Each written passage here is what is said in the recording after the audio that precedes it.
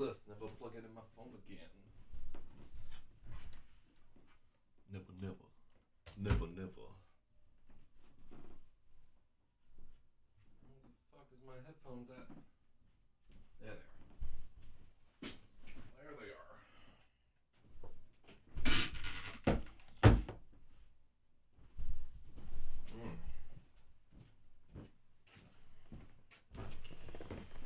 they are. Oh my God. Boys.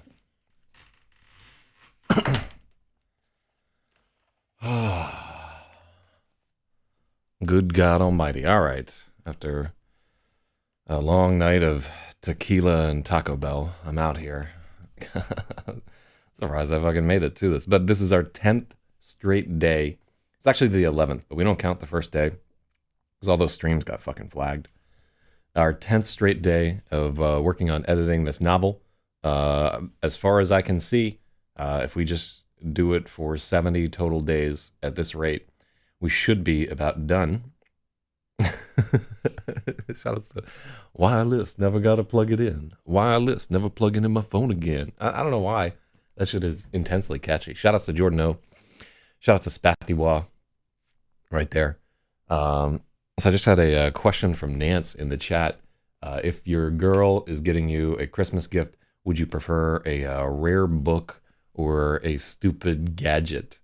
Oh shit, shoutouts to fucking Lag, who just subscribed to this shit. Hell yeah, he's a real one right there. And then there's Quafer, Quafer, right there up in the chat. Yeah, I'm a little rusty this morning. Let's work up with our boy, Baudelaire. Parisian scenes, spleen and ideal, consecration. I think we did consecration. Let's just do a short one here. As if there's any choice. I'm just reading these in order. This is elevation. Above the lake, in the valley and the grove, along the hillside, high over the sea, and the passing clouds, and even the sun, to the farthest confines of the starry vault, mount my spirit, wander at your ease, and range exultant through transparent space, like a rugged swimmer reveling in the waves, with an unutterable male delight. Ascend beyond the sickly atmosphere to a higher plane and purify yourself by drinking, as if it were ambrosia, the fire that fills and fuels emptiness.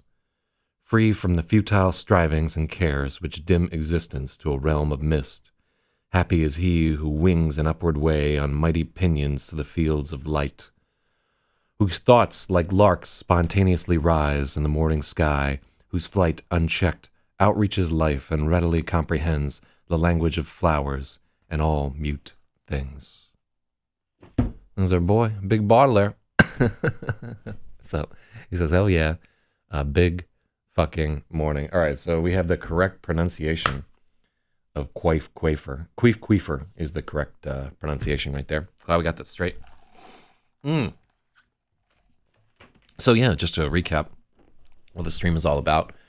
Because I know it don't look like it, but we actually get a lot of randos on Periscope. So it's just good practice to fucking get in on this every day. So this is a story.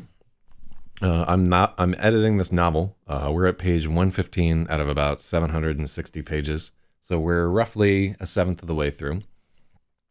This is my 8th novel. I'm Zach ZYZ, writer of science fiction, fantasy, near future science fiction, and just some stories that are just stories that are not genre fiction.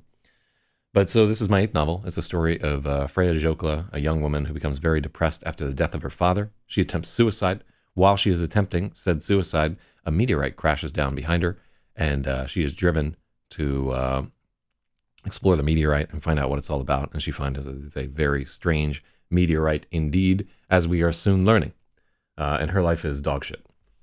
So yeah, it's a relatively sad and depressing little book.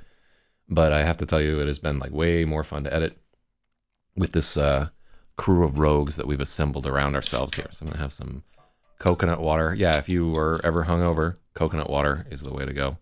It is much better at de-hungoverifying you than other liquids that you could put in your body, like let's say horse semen, for instance.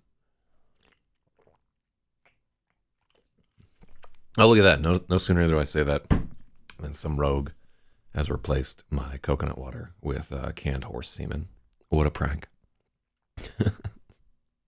So Impulse Filters is having a breakfast beer.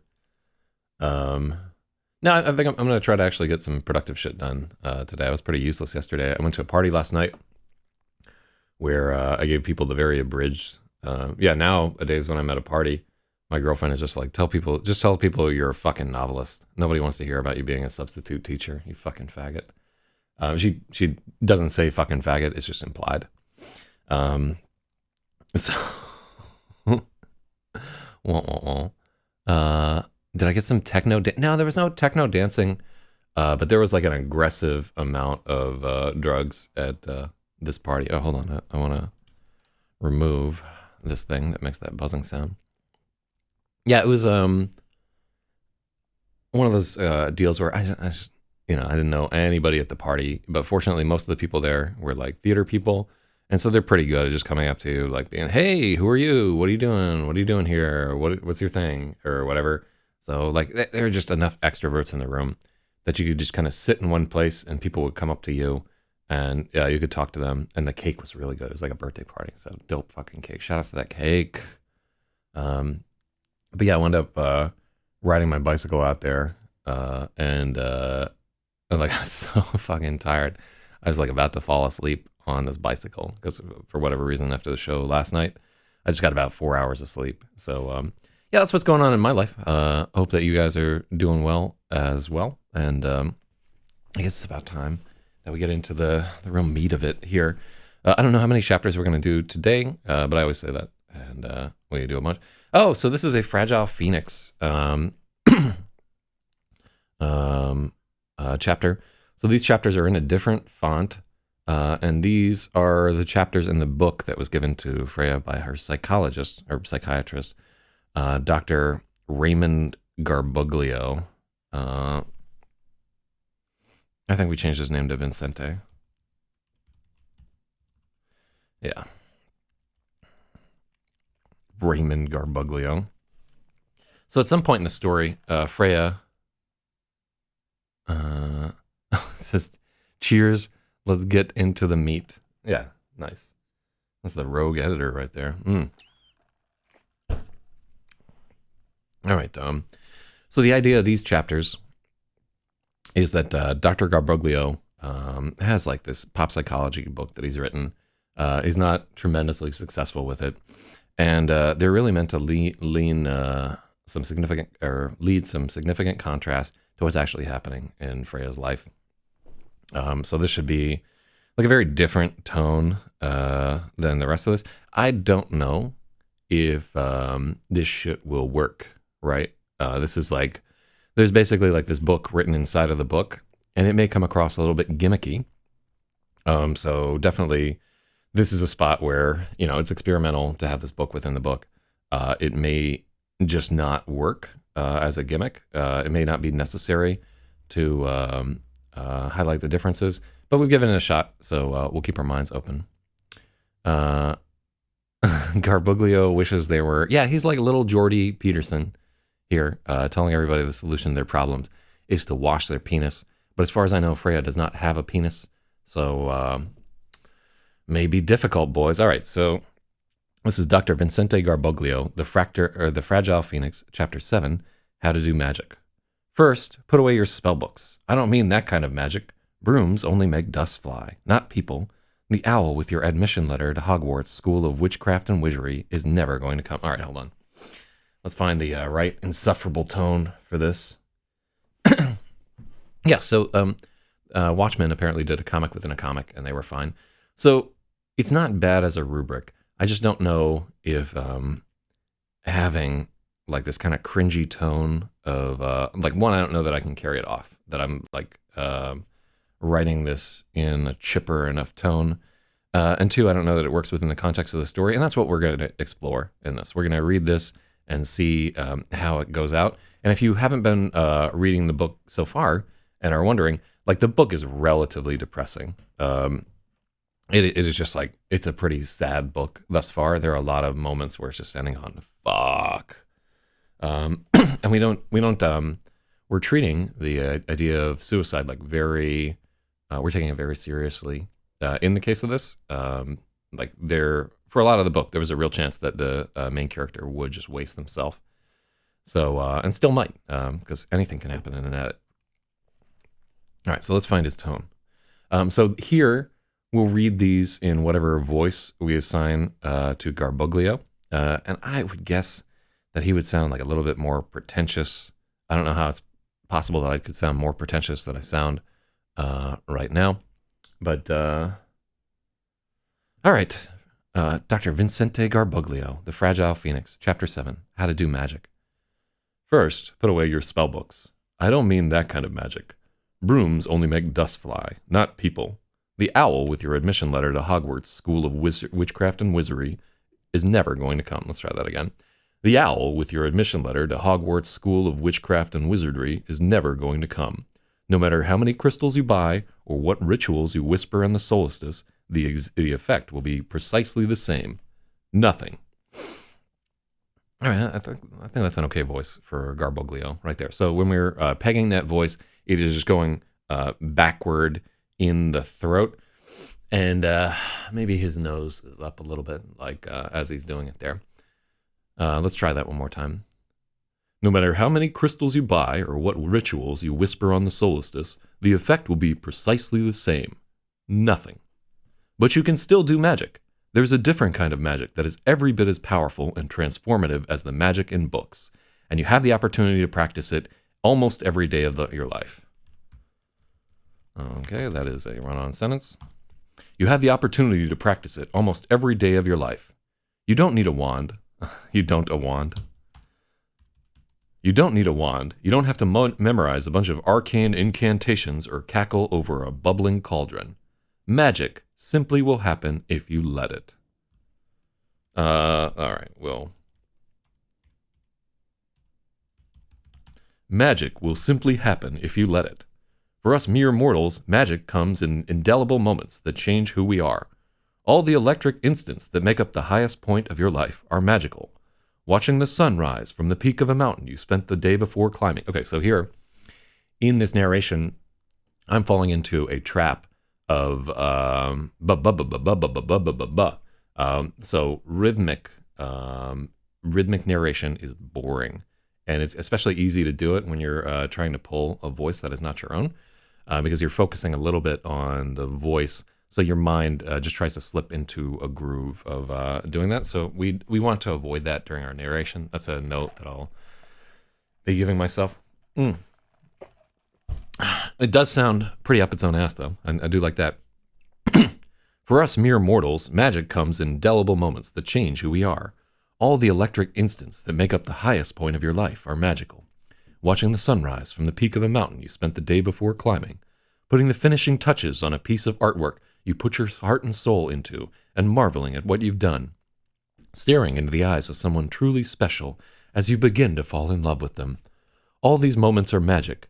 This is killing me here. I think we won't do quite this voice when we do it. All these moments are magic, because they are not only amazing feelings you'll always treasure, but because each of them represents a victory. To get to each of these places, you have to defeat the part of yourself that was afraid to reach them. When you're down, it seems like these moments are very few and far between, and you're right. A negative outlook is anathema to magic. When I talk with people who are going through a difficult period, I often hear them talk about how nothing works out, no matter how hard they try. Each of these people has a unique problem, a set of challenges that only they have ever faced. Yet there is a commonality that runs through every person I have ever helped. Everyone is self-sabotaging their chances to experience magic. I worked with a woman who had left a long-term relationship a year before and was having trouble. I worked with a woman who had left a long-term relationship a year before and was having there should be a break there.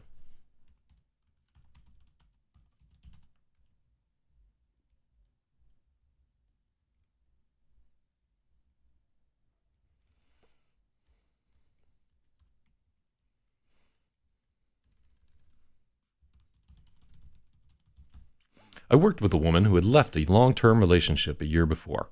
She was having a difficult time finding someone new. Though she had dated several men in the year since the big breakup, she told me she didn't feel a genuine spark with any, and soon lost interest. She had a veer that is very common, that she and her previous partner were meant to be, and that she had missed out on her one chance for true love. She felt she had been consigned to a series of increasingly meaningless relationships that would finally peter out, leaving her alone with her cat. What do we got here? We got some notes.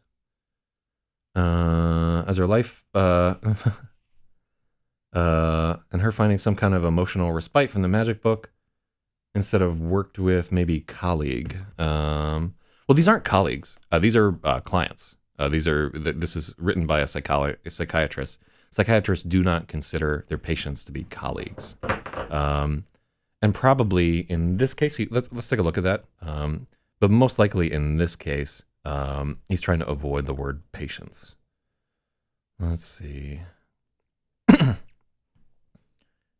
Every person I've ever helped. Yeah. He would probably try to use person over patient there. Okay. So I do like this sentence. She felt she had been consigned to a series of increasingly meaningless relationships that would finally peter out, leaving her alone with her cat. It's a very real. A lot of people have that fear. I began to ask her about how she went on these dates. I wanted to know how she felt before them, what her expectations were, and how she went along with them. I learned she had set up a series of rules for herself. She was not much of a drinker and didn't like crowded bars, so she mostly met men through a dating site. She would only go out with a man after they had been messaging for 2 weeks or more. She would schedule something right after their date, so she had an excuse to leave and wouldn't. So it would be always. She would always schedule something right after their date, so she had an excuse to leave and wouldn't feel pressured into sex. She always insisted on splitting the tab, and she was careful to let a day elapse before responding to texts after each date. When I asked her where she'd come up with these rules, she explained they were a combination of advice for her mother, her friends, and magazines. She followed what she assumed was good advice to the letter, and could not. Okay, let's start over. She followed what she assumed was good advice to the letter, and could not understand why she was unsuccessful in finding a partner. She told me all the good men were taken, that all the ones she met were only using her to get sex, and they quickly lost interest when they found out she wasn't easily won.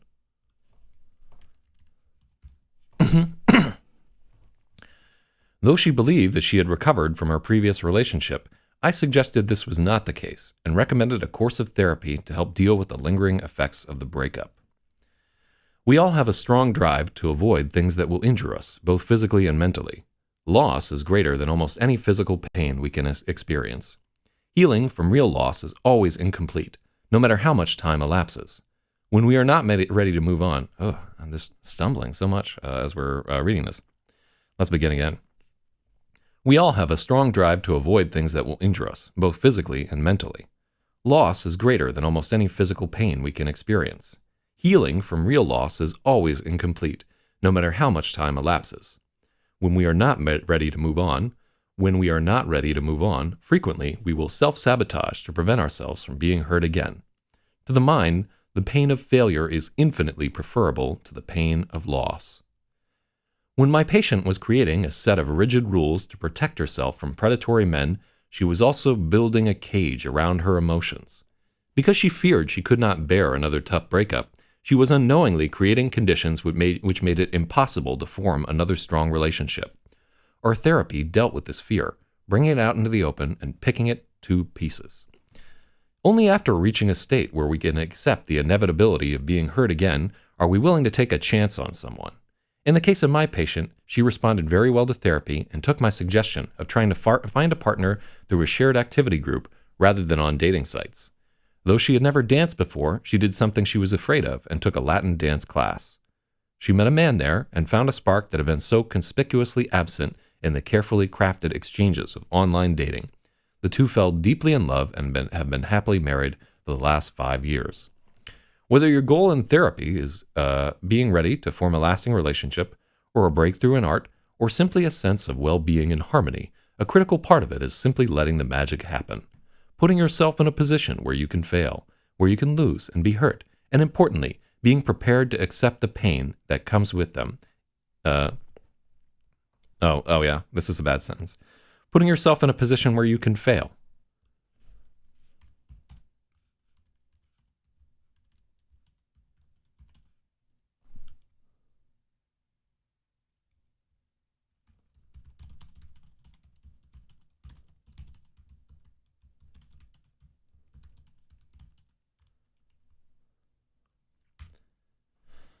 Putting yourself in a position where you can fail or lose and willing to be hurt is necessary to experience magic.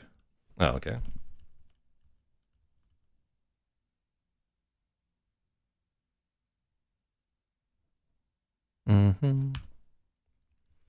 Putting yourself in a position where you can fail and being prepared to accept pain is necessary to experience magic. When you're prepared to pay the price, you'll find that everything comes into alignment. What seemed like major obstacles are minor hurdles, and your goal was closer than you thought all along. You can fly. You can do magic. You can be truly alive. So that's big Dr. Garbuglio there. Yeah. So I like that his advice to women is just to put out, right? Like this is some serious fucking mansplaining happening right here. So he should come across as kind of this insufferable prick in this thing, but there should also be kind of a kernel of truth to what he's saying here. One, I want to point out that I have a very difficult time finding like ways to nitpick these sentences because this kind of like bloviating like bullshit text is so like utterly meaningless. Like it's not like the other sentences in this book. It really reads kind of like a magazine article, and they just have so much leeway to bullshit. It's not like the tight prose in the rest of this thing here. So yeah, I don't know whether we'll keep these Fragile Phoenix chapters. We're not doing like a ton of editing on this guy outside of the the obvious fuck ups there. But yeah, I think this gives some perspective into the tone with which Dr. Garbuglio sees the world. And I think we're going to leave that chapter at that. And then we can go straight into 18 where we get... Oh, God, Freya said, rolling her eyes and shutting the book. I love that.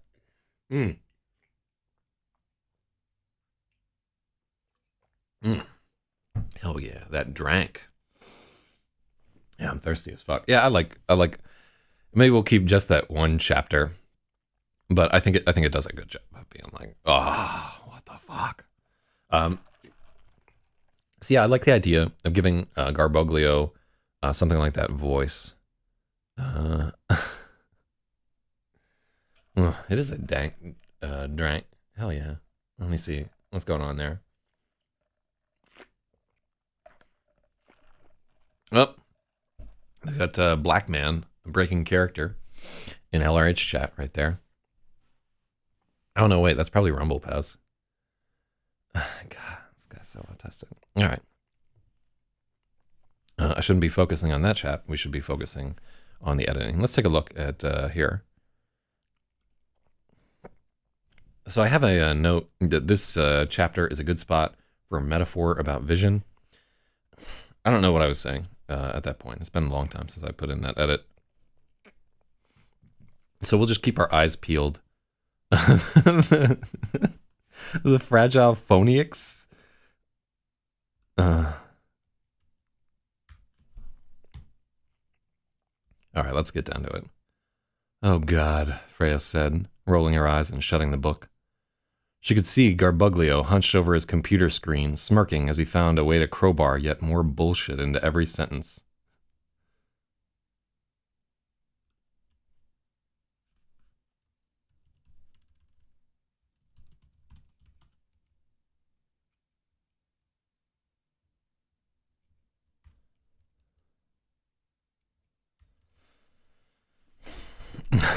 I don't know that crowbar is the right verb here.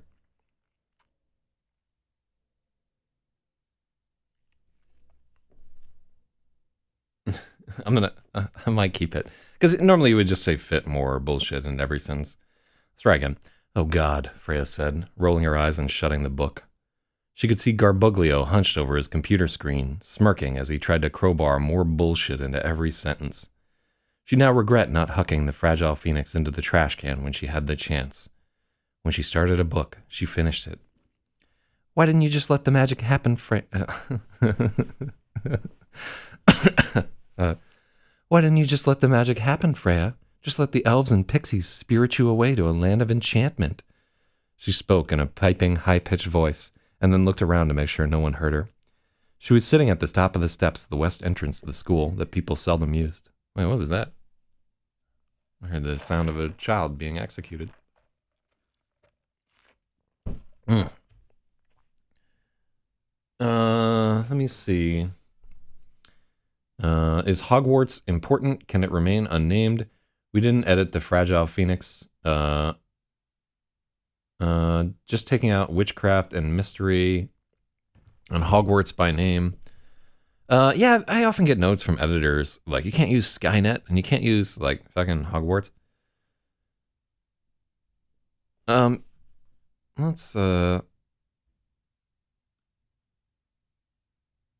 Let's see.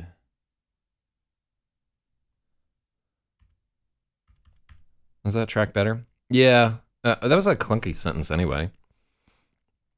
The owl with your admission letter is never going to come. Yeah, we can. Yeah, that is kind of implied right there. So it is kind of important to. I will tell you that in my experience, Hogwarts is like super fucking important to children. The owl with your. Oh yeah, will never come.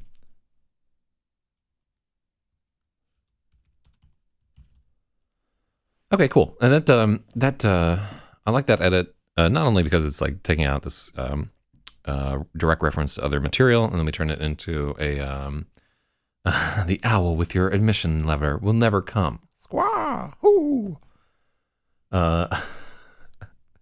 Yeah, that's a good edit there. Yeah, I suppose we should go chapter by chapter. You can tell I just don't want to edit these. Okay, so I think that's a good edit there. We're just going to do like a little bit of a skimming edit on this guy here. I'm not convinced that it's going to make it into the story. You can still do magic. There's a different kind of magic that's every bit as powerful and transformative as the magic in books. You have the opportunity to practice it almost every day of your life. You don't need a wand. You don't have to memorize a bunch of arcane incantations. Or you don't need a wand. You don't have to...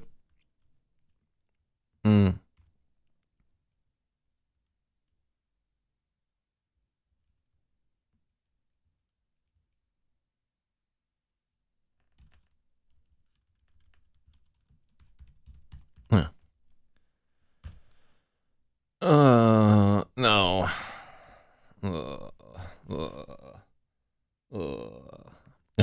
Let's see.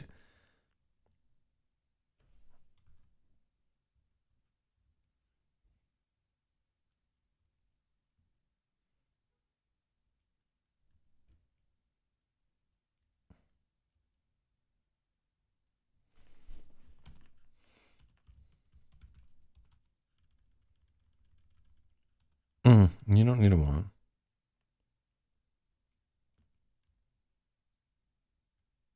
Yeah, arcane incantations. You can use run-on sentences because it's not supposed to be edited. No, like it still has to be a decent. Like I still have to read this shit. You know, like if somebody just drops the book, there, yeah, we don't get the out. It can be. I don't want to fall into the trap of being like we can have bad writing just because he's a bad writer. You know what I mean? I think that would be a. We should still be decent.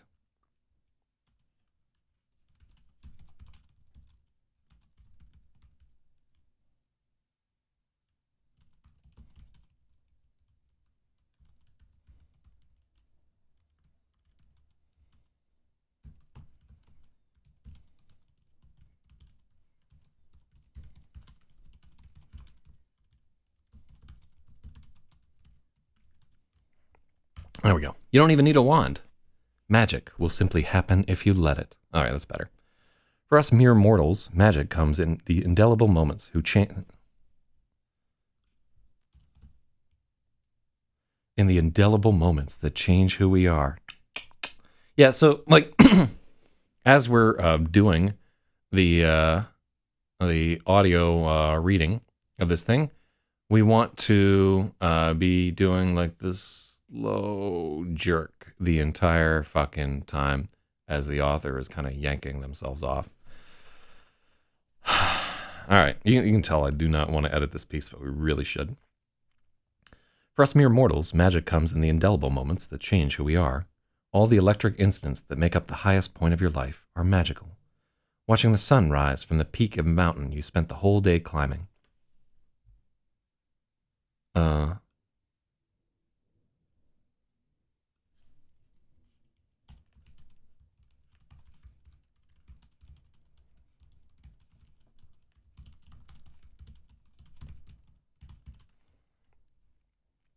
Watching the sun rise.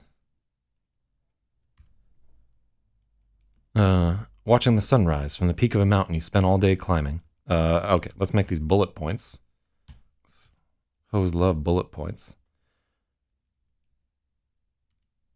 Putting the finishing touches on a piece of artwork you put your heart and soul into, and marveling at what you've done. You know that Garboglio feels this way about his book right here. Staring into the eyes of someone truly special as you begin to fall in love with them. Got break out of the fucking... how do you...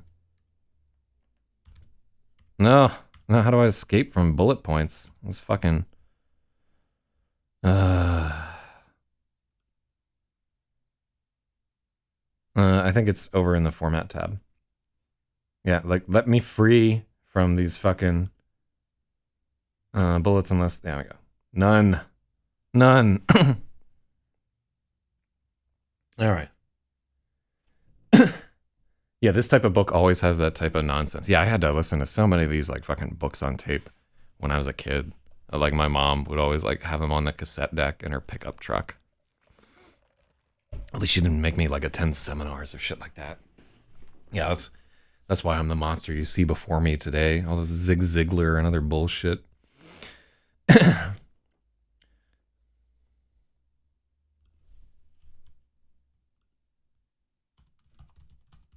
Things like watching the sunset from the peak of a mountain you spent the whole day climbing, which is somebody who had never fucking climbed a mountain would say. Because you don't watch the sunset from the mountain, then you're stuck on the fucking mountain in the dark. You can't get down, you know? You don't want to climb down a fucking mountain in the dark? What are you talking about? I don't know, maybe they have a tent to pitch. Putting the finishing touches on a piece of artwork you put your heart and soul into and marveling at what you've done. Staring into the eyes of someone truly special as you begin to fall in love with them.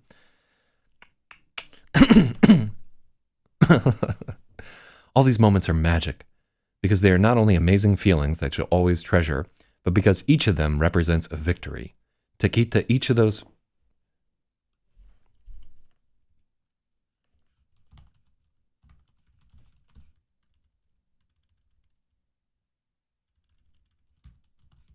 To win them, you have to defeat the part of yourself that was afraid to reach them.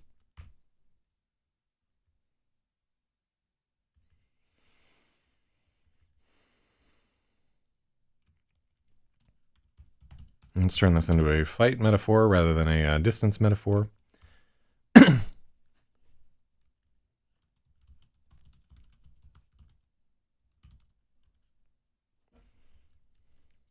All these moments are magical. Because they are not only amazing feelings that you'll always treasure, but because each of them represents a victory. All right, so these should be, I'll put some spacing there. I want these to be the round bullet points, but whatever. Well, that'll be in typesetting. I'm gonna have to typeset this book myself. I'm fairly sure. All these moments are magical. Magic because they are.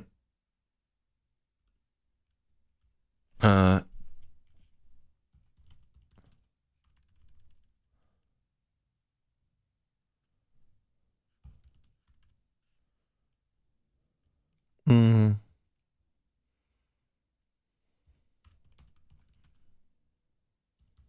mm. Magic, because there are amazing feelings that you'll always try. Okay. Magic, because they are not just amazing feelings. No, that's not better.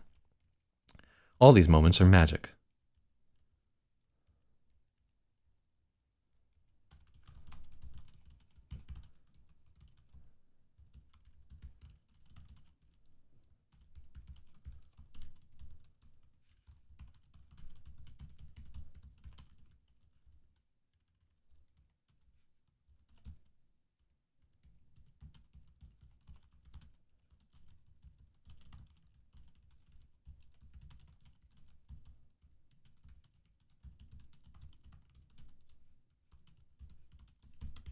Okay, let's try this again.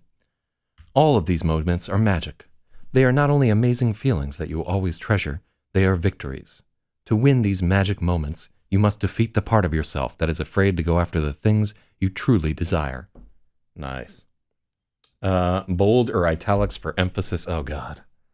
Author suggested highlight. I think I do too much italicizing as is right here. Oh, wait, what's all? Okay, I got to get out of that formatting gulch right there.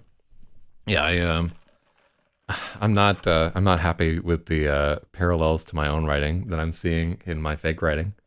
Mm. Oh God. Wild. Yeah, that's a good point, but I just want to get through this shit. Um, when you're down, it seems like these moments are very few and far between, and you're right. A negative outlook is anathema to magic. So I don't know if he would include anathema in his book. Um, Also, it's hard to say. When I talk with people who are going through a difficult period, I often hear them. Uh, when I work with people, when I work with people who are going through a difficult period, I often hear them talk about how nothing works out, no matter how hard they try. Each of these people has a unique problem, a set of challenges that only they have ever faced. Yet there is a commonality that runs through every person I have ever helped. Everyone is self-sabotaging their chances to experience magic. Mm. Oh, and self-help, it's every other sentence? Jesus. Jesus. Yeah, we might have to like do some research or something like that to get the tenor of these things right. These are chapters where I like the idea of what's being executed, and I think that they will add to the book and so forth. But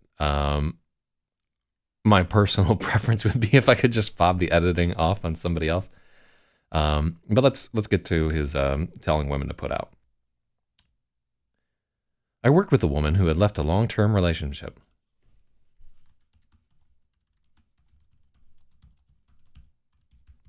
So here colons can abound in this because everybody involved is a fucking asshole. Here's an example. I worked with a woman who had left a long-term relationship a year before. She was having a difficult time.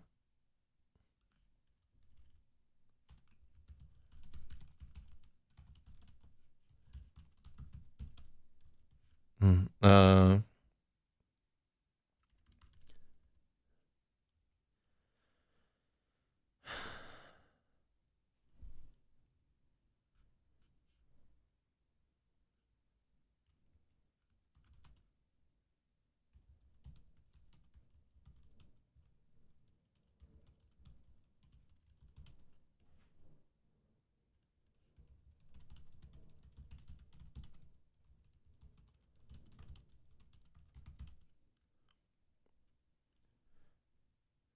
okay, I like this previous partner line there because it adds the aspect of self-comparison there, and he might comment on that a little bit later.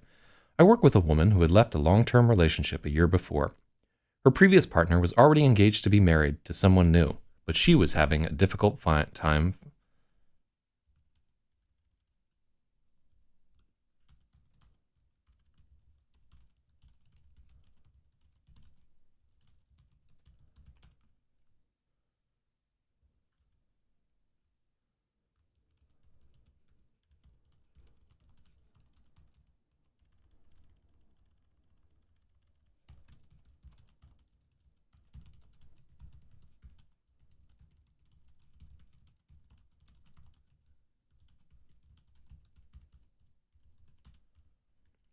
Mm-hmm.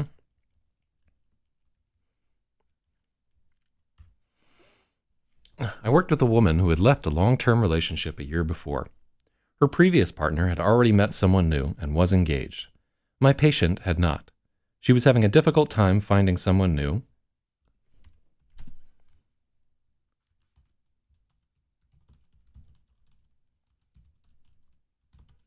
Her love life was a mess, and she felt like a failure. Okay, cool.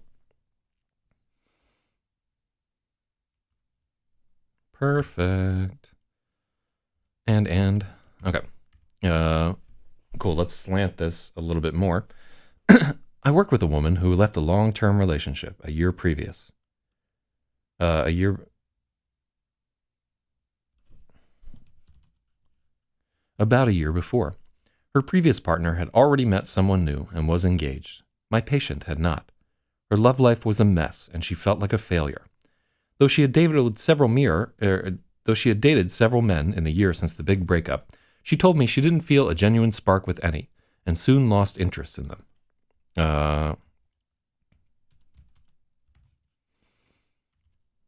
And soon lost interest. Yeah, would we have in the men there? Let's keep it out of this. Though she had dated several men in the year but since the big breakup, she told me she didn't feel a genuine spark with any, and soon lost interest. She had a fear that is very common, that she and her previous partner were meant to be, and she had missed her one chance at true love. She had a fear that is very common, that she and her previous partner were meant to be, and she had missed her one chance at true love. Yeah, we need to take out that. She felt she had been consigned to a series of increasingly meaningless relationships that would finally peter out, leaving her alone with her cat. Love that sentence. I think peter out is a little cliche, but I like the penis imagery contained within.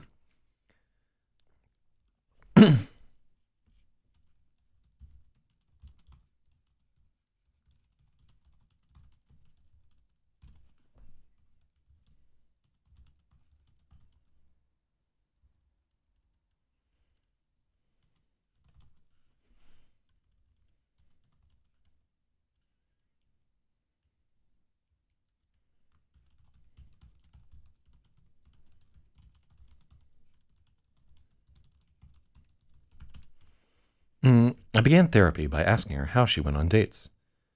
I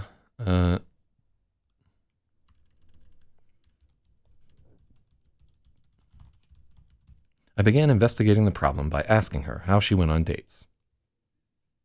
No, it's.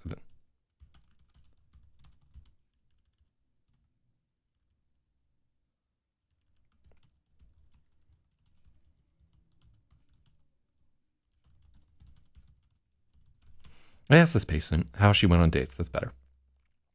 I wanted to know how she felt before them, what her expectations were, and there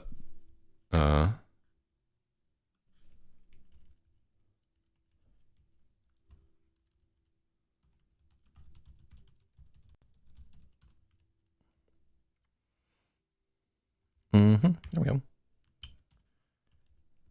I asked this patient how she went on dates. I wanted to know how she felt before them, what her expectations were, and how she felt afterward. I learned that she had set up a series of rules for herself when dating. I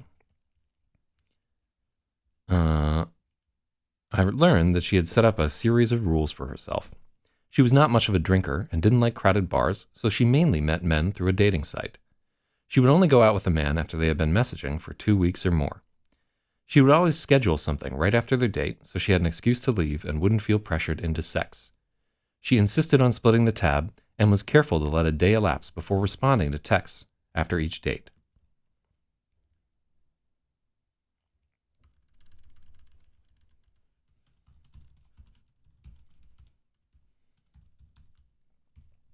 So she didn't seem too needy.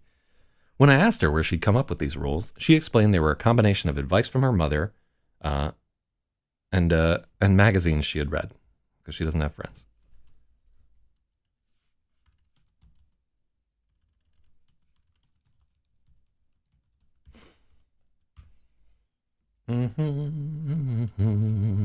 Okay. So, uh, she was not much of a drinker and didn't like crowded bars, so she mostly met men through a dating site.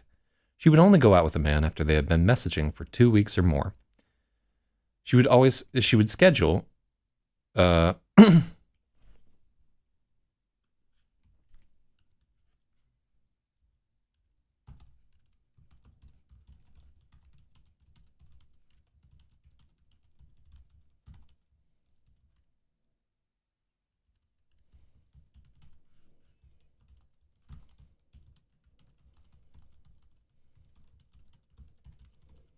mhm. So she had an excuse to leave and wouldn't feel pressured into sex. She insisted on splitting the tab and was careful to let a day elapse before responding to texts so she didn't seem too needy. When I asked where she'd come up with these rules, she explained they were a combination of advice from her mother and magazines.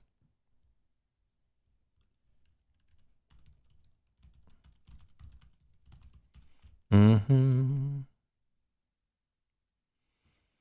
So as much as Garboglio is just telling women to put out, like that is my absolute least favorite thing for somebody to do on a date. If somebody's like, "Oh yeah, like let's go here, we'll meet for a drink, but I got to go do this thing like right after it," and immediately I'll just cancel the fucking date on the spot. Oh, shouts to Dung James right there, doing very well, thank you.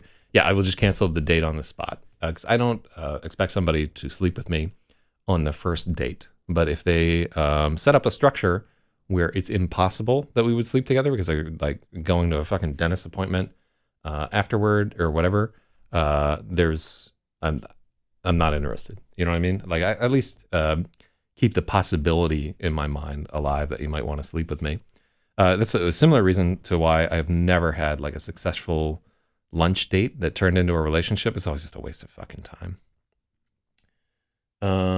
I didn't put a word after directly above. Let's take a look. Let's see.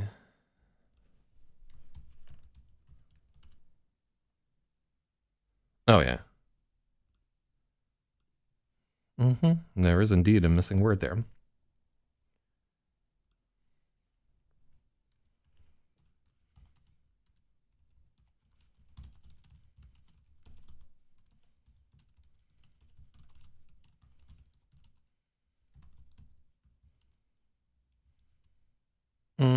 Yeah.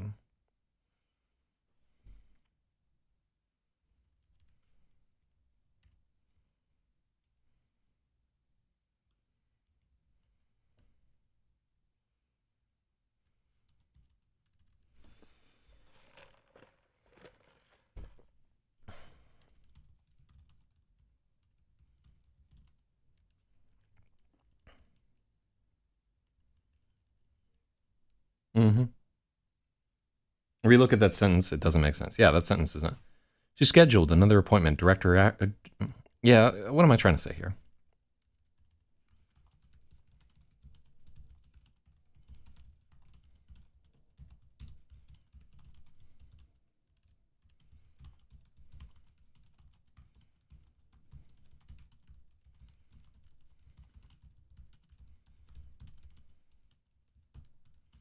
Mm-hmm. She made sure to have something else scheduled right after each date, so she had an excuse to leave and wouldn't feel pressured into sex. She insisted on splitting the tab, and she was careful to let a day elapse before responding to texts, so she didn't seem too needy.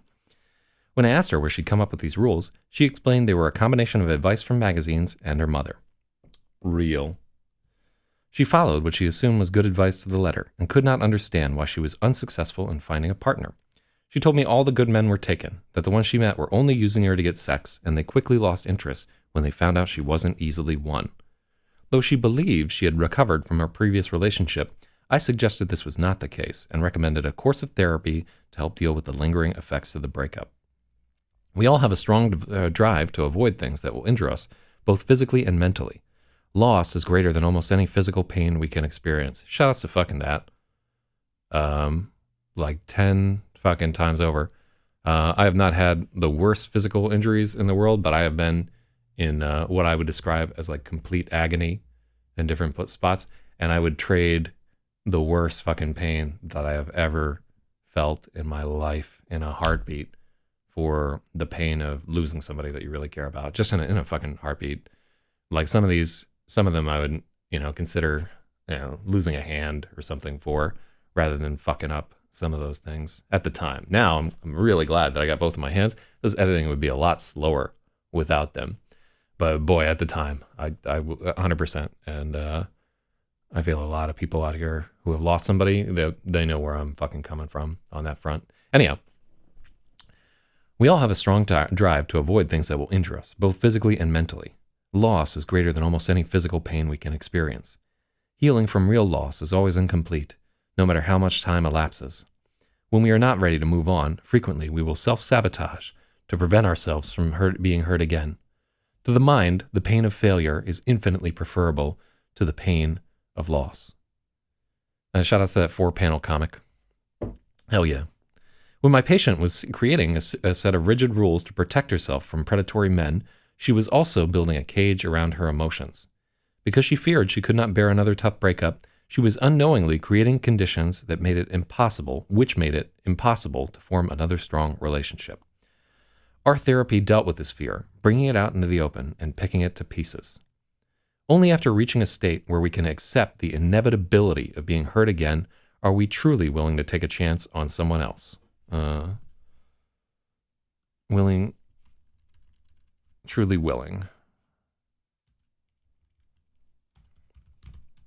Take a chance on someone else. In the case of my patient, she responded very well to therapy and took my suggestion of trying to find a partner through a shared... let's break up that sentence.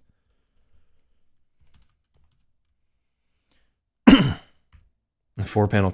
there's this 4-panel comic about a miscarriage called Lost. I think it was like fucking Penny Arcade or one of those awful... Is this Lost? I saw a shirt where it was just like a series of lines to indicate the thing. I think you can get it on knowyourmeme.com or whatever. But it was just like Lost, and it was like the most minimal representation of it there. It's fucking ridiculous there. That comic. Yeah, just the sheer hubris of it. I love... Just Google lost.jpg. I mean, that said, we're laughing at this fucking dude, but loss is bigger than anything I've ever created. And I've been working on like radio for 20 years, writing for like 20 years. More people will die and go to hell knowing about loss than we'll probably ever know about my contributions to our modest planet. Fucking lost. I love it. So Impulse Filter says it took me a really long time to get a bunch of those minimalist Lost memes. Yeah, it's I like memes where they're just paring down to the very essence of something. So classic. All right. Only after reaching a state where we can accept the inevitability of being hurt again are we truly willing to take a chance on someone else. In the case of my patient, she responded very well to therapy. She took my suggestion of trying to find a partner through a shared activity group rather than on dating sites. Though she had never danced before, she did something she was afraid of and took a Latin dance class. She met a man there and found a spark that had been so conspicuously absent in the carefully crafted exchanges of online dating.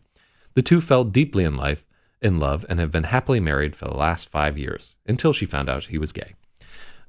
Whether your goal in therapy is being ready to form a lasting relationship, or a breakthrough in art, or simply a sense of well-being and harmony, a critical part of it is simply letting the magic happen.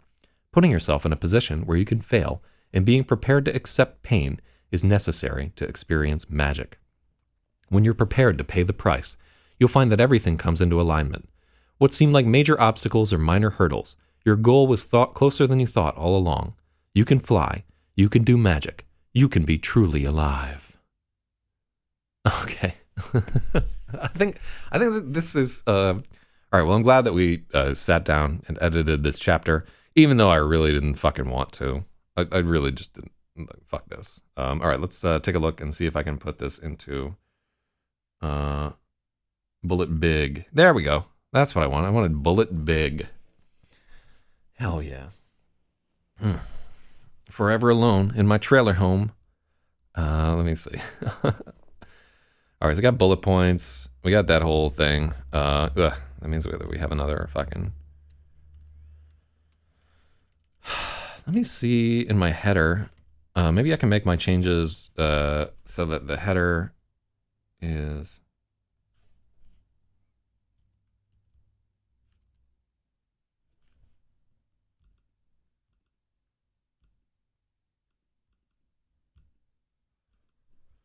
How do I have to fucking do this? Oh.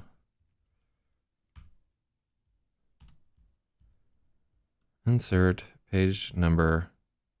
Oh, is it page count? Oh, that's why.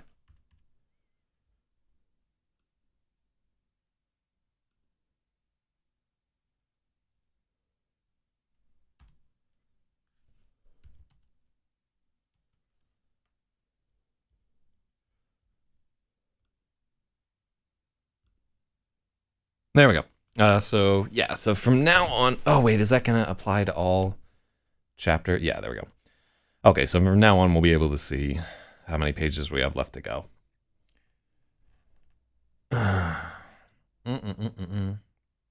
So he's asking, what do I think of these two quotes? In fear we trust, and then fear is your only god on the radio, kneel and pray. They don't produce an emotional response. Yeah, they would have to be in some kind of context, like a pulsing industrial song, for me to really feel anything about them. Hell yeah. Got like a double bass drum going in there. Okay. So now we can work on a chapter that'll actually be fun.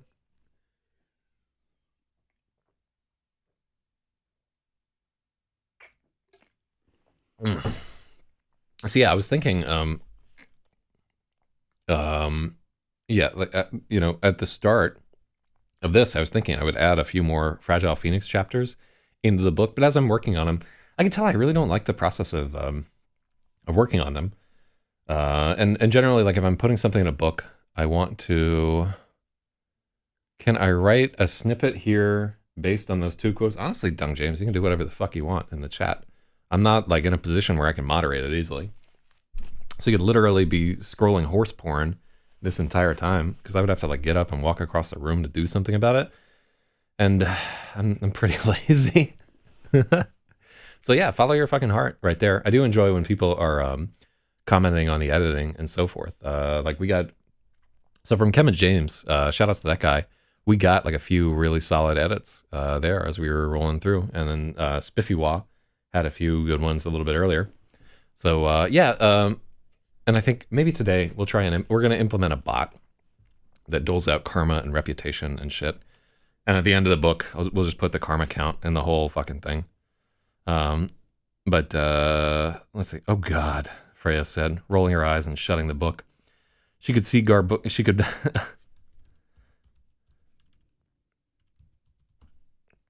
she could picture Garbuglio hunched over his computer screen, smirking as he strained to crowbar more bullshit into every sentence.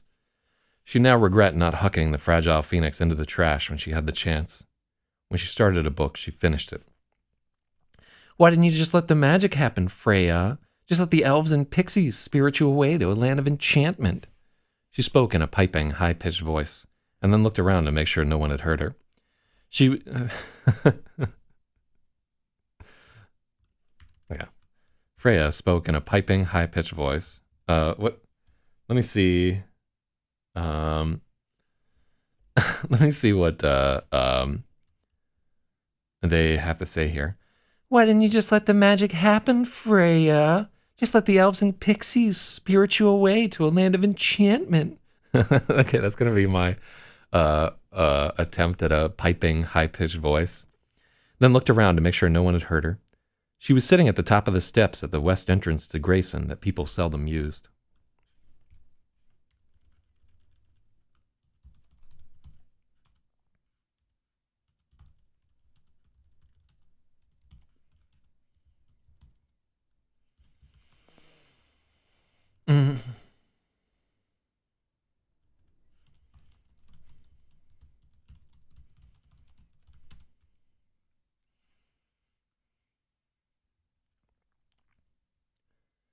She was sitting at the top of the steps of the wet. Yeah, this is not a good sentence.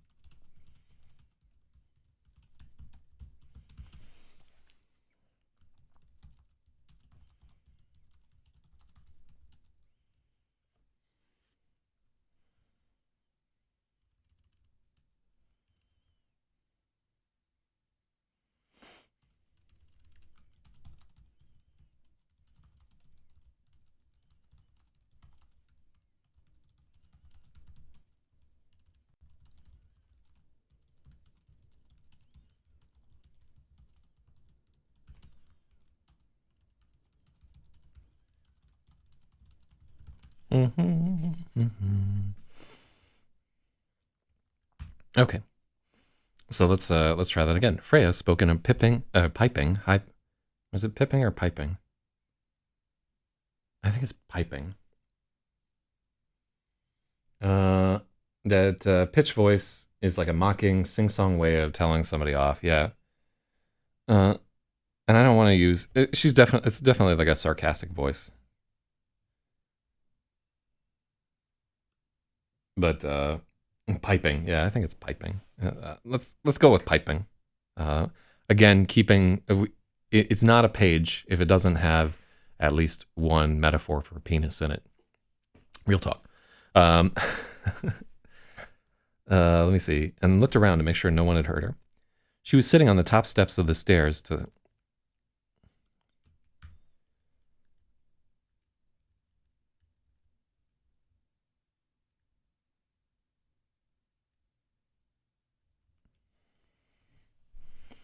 Hmm.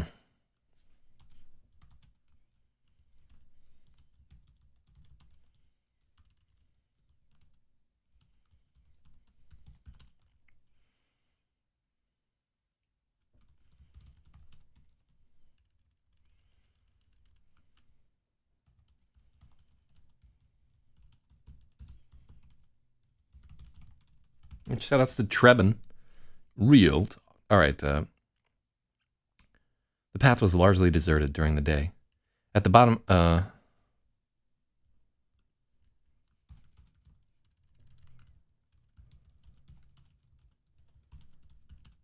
almost no one used it.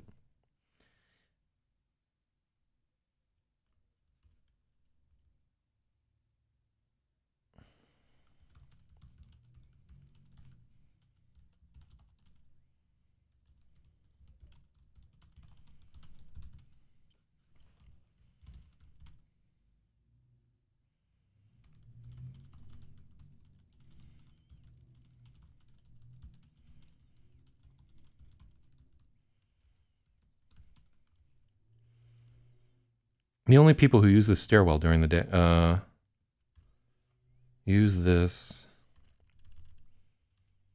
The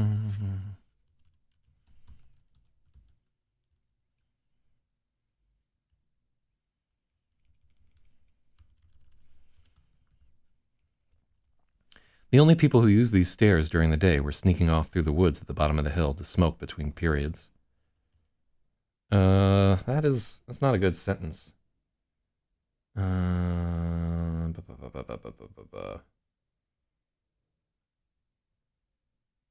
Let's see.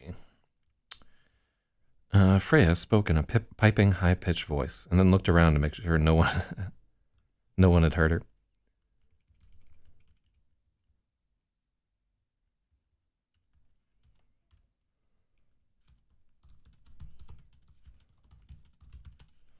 I like that a little bit better.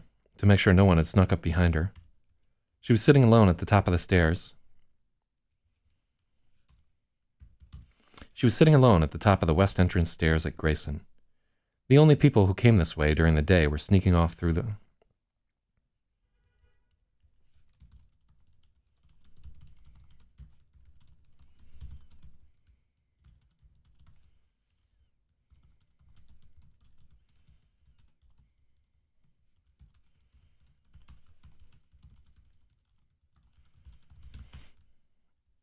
Oh, much better. All right, that is a much in group, like a lot of work for a paragraph where nothing is really being said of supreme import. And so it's like the paragraphs where they're not doing a lot of heavy lifting work in the story have to be as clear and concise as possible. You just want your eyes to kind of like flow through them. You want to immediately impart what you need to know, which is that she's alone. She's at the top of the stairs.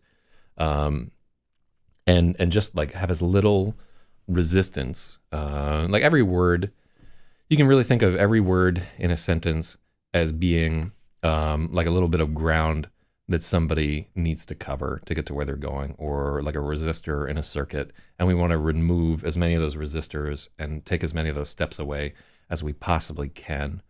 And like the bigger the word, or the more like convoluted the sentence, the more difficult it is for the reader's attention to zhoop, zhoop, zhoop. And so this is like, if we compare one like really neat thing about the editing of GRAVID is the compare changes view that I put on every blog post there. And if you haven't seen those, I really enjoy going through them right there, because you can just see the that when we're editing like this, resistance is futile, and we are removing so much bullshit that doesn't need to be there, just so that we can get that clean zoop. That's my whole goal in this editing. Zoop. I like the sound of that word too. That should be a fucking word for just gliding through shit. Zoop. All right. So no one would bother her here. Zoop. I just got a fucking hat that just says that. How would you even say that? It's not a G sound. And JHOOP, I think there. Oh, we got a fucking competing story going on in the chat above here. Which one of us will get to publication first? Hell yeah. Zoop.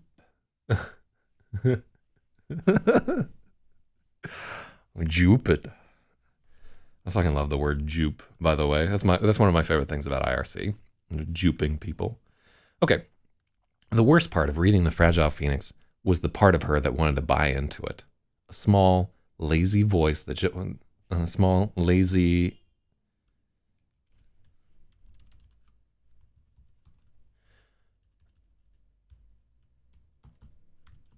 a small, lazy piece that wanted to just swallow the nonsense whole because anything was being this is a good sentence. The worst part of reading The Fragile Phoenix was the part of her that wanted to buy into it. A small, lazy piece that wanted to just swallow the nonsense whole because anything was better than being empty. The voice of surrender. She could hear Lassa saying, "You can't just surrender," with that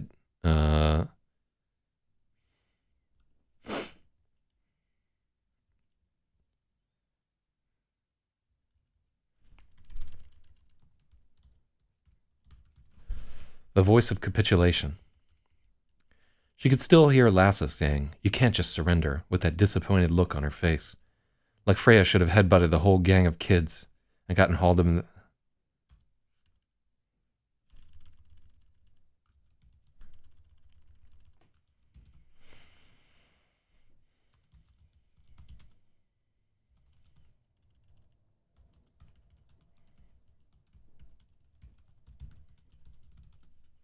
Before getting hauled away in the back of a cop car.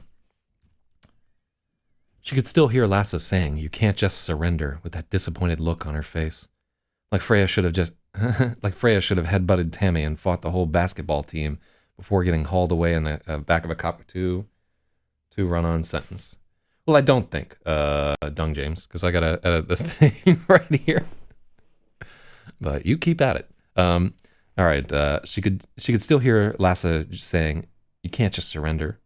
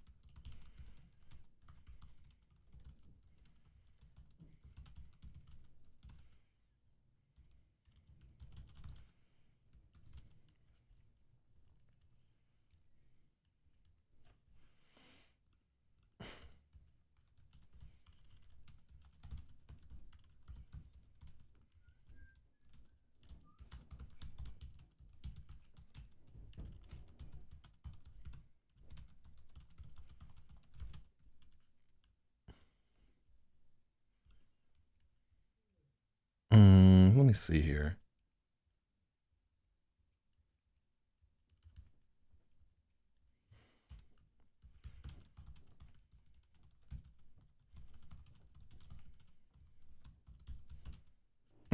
No, I want headbutted to be one word.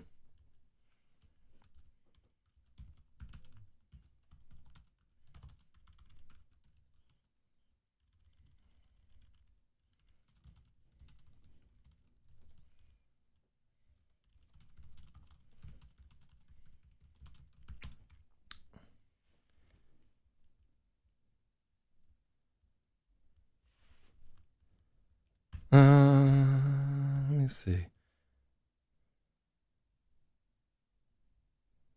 Lassa's voice echoed in her ears. You can't just surrender. Like Freya should have been the one who headbutted Tammy. You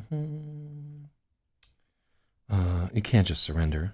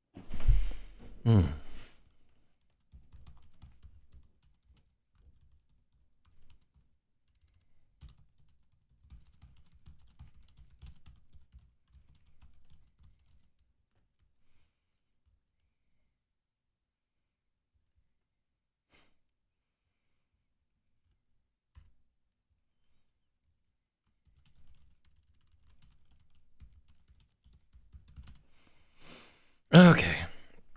Lassa's voice echoed in Freya's ears. Lassa's voice echoed in her ears. You can't just surrender. Freya knew Lassa was disappointed in her. She would have been much happier if Freya had been the one who got hauled away in a police car for headbutting someone unconscious. It was all so stupid. She reached into her pocket and felt the star ball. Ooh, this is really fucking heavy-handed, all this.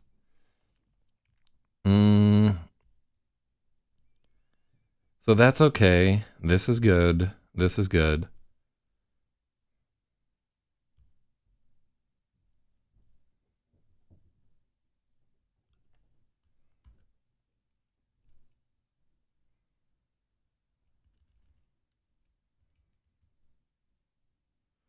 Freya reached into her pocket and felt the star ball.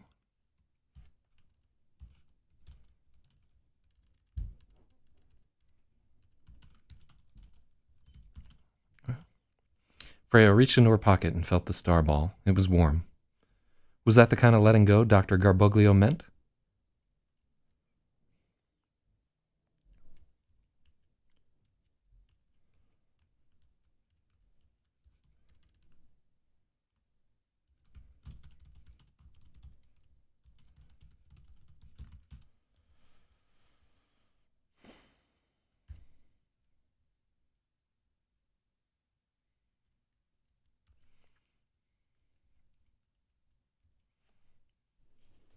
Freya reached into her pocket and felt the star ball. It was warm. Was that the kind of letting go Dr. Garboglio meant?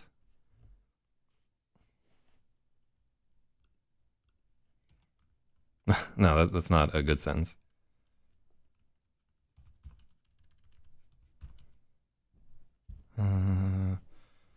Let me see.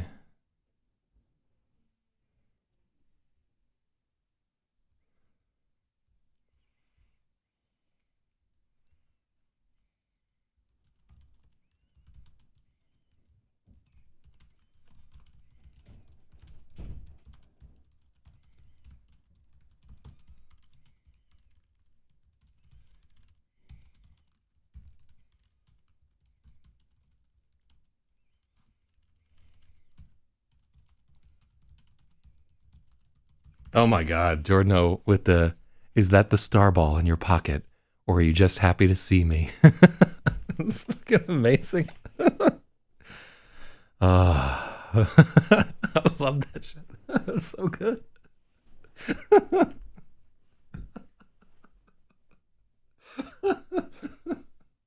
ridiculous. 10 of 10. Jordan O plus plus. God damn.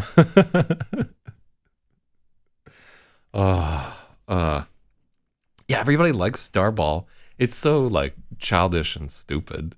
There's a non-zero chance that I will have to change the title of the book to just Starball. I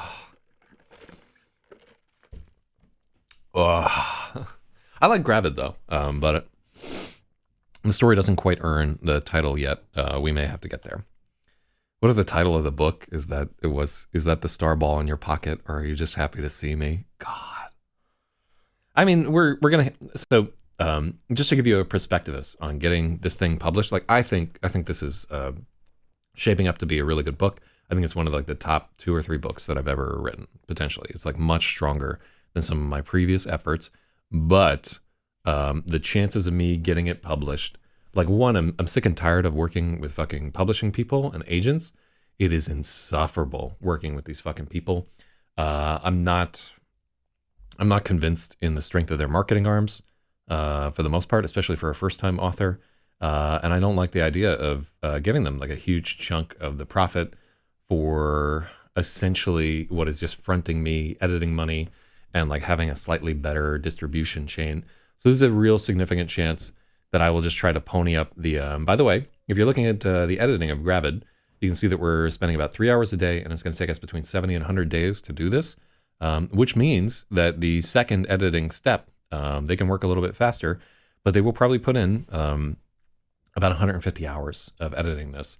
And you would be really hard pressed to find a good professional editor like at the top of their field who can give the book the work that it deserves, who's going to work for less than $30 to $40 an hour on that. So you can just do the math. Like 100 hours at $40 an hour is like $4,000. And that's just for one pass of the editing. Then we need, even if we could get that done with just a line editor there, we'd still need to do a proofreading step after that. So it's really significant. Yeah, I don't have that kind of money floating around. I spent all my money on pirate radio. So yeah, well, let's get back to this right here. Lass's voice echoed in her ears.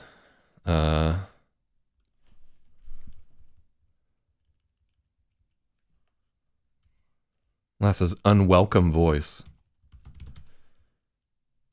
Lass's unwelcome. You can't just surrender. Oh, yeah. Let's move that up. There. And this should be italicized because it is the an internal monologue of a memory of dialogue. In fact, it shouldn't even be in quote. Well, it's a quote from Lassa, but you get into real hinky territory right there where you're doing both a like a flashback and a quote and everything there. Starball and the Adventures of Dr. Garboglio. Oh God.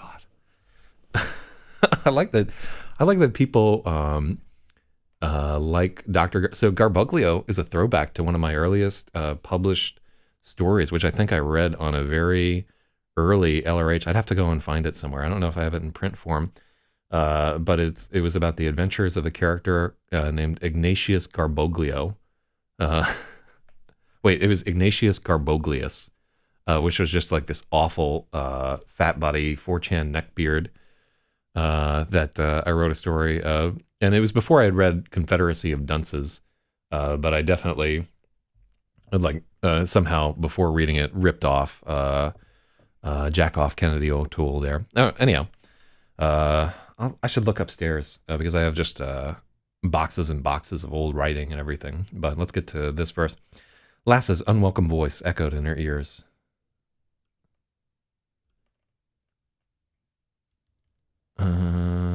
Yeah, I don't think you can get away with saying Lass's unwelcome voice.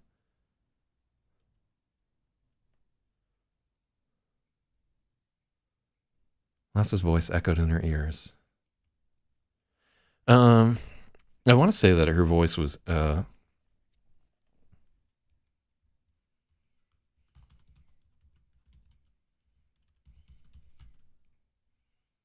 unwelcome memory of Lass's voice echoed in her ears.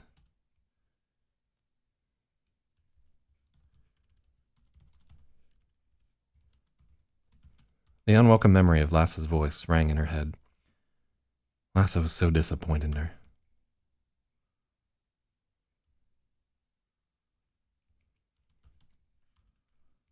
Lassa was so disappointed in her.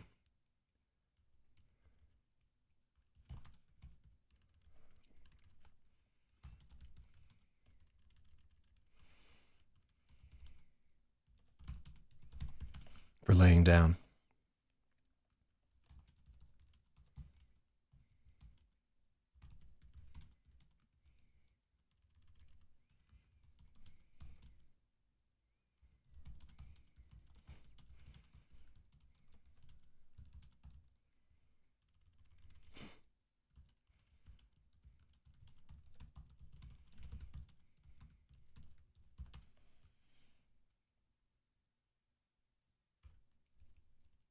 It was all so stupid.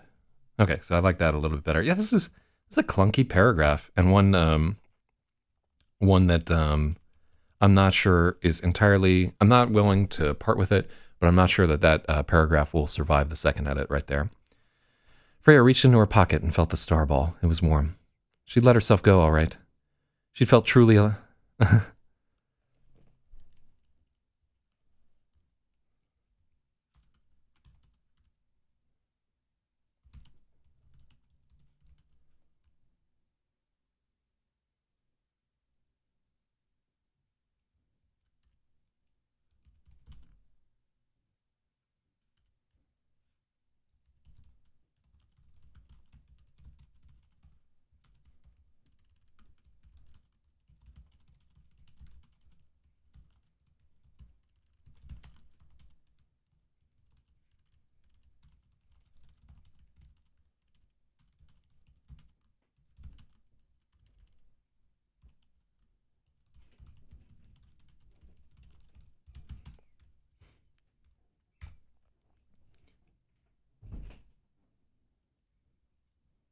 Freya reached into her pocket and felt the star ball. It was warm. She felt truly alive after she nearly.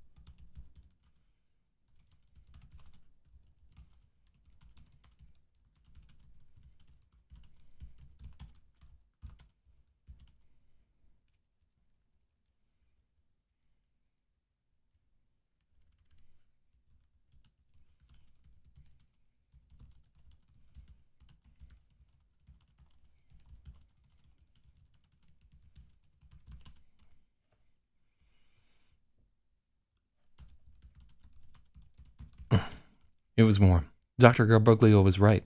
Letting go truly was magical. Letting go really was magical. She'd felt truly alive after she nearly drowned in the river. and not for a moment since. Yeah, that's better. That's much better. She'd been putting this off for long enough.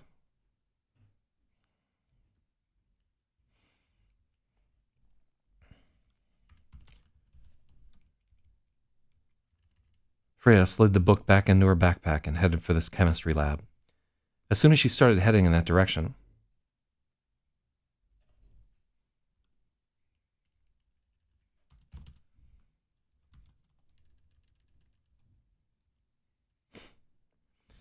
she'd been putting this off long enough. Freya slid the book back into her backpack.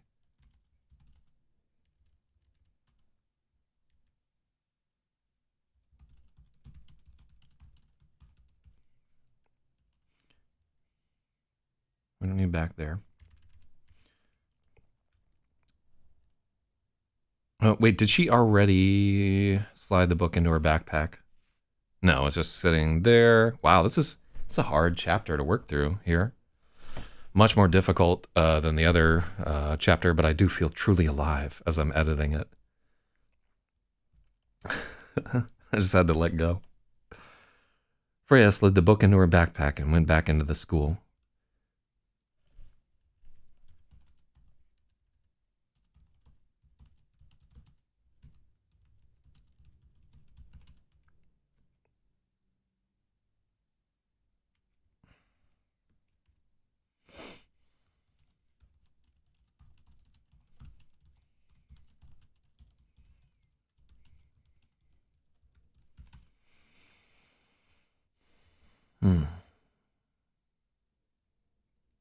No,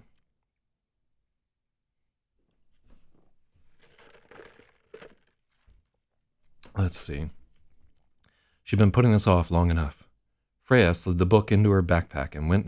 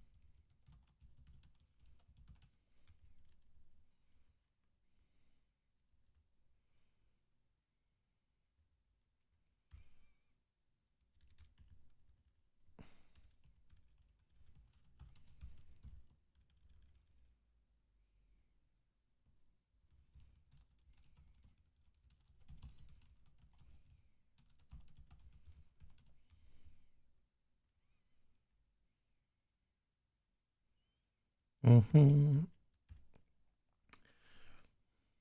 Feeling.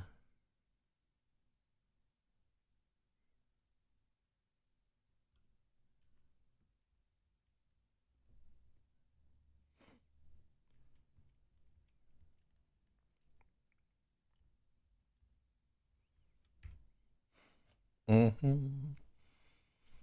She'd been putting this off long enough. Freya slid the book into her backpack and went back inside, headed for the science corridor.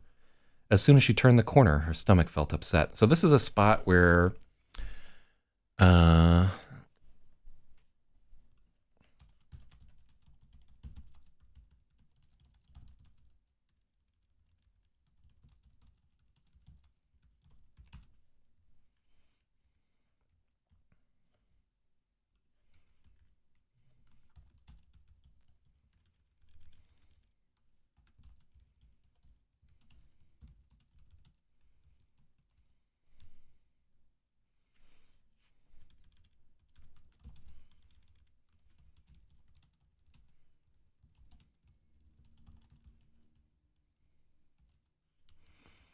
mm.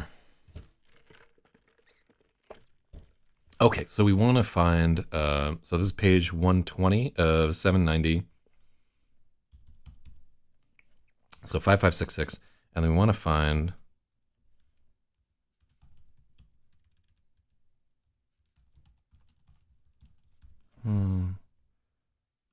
Hmm.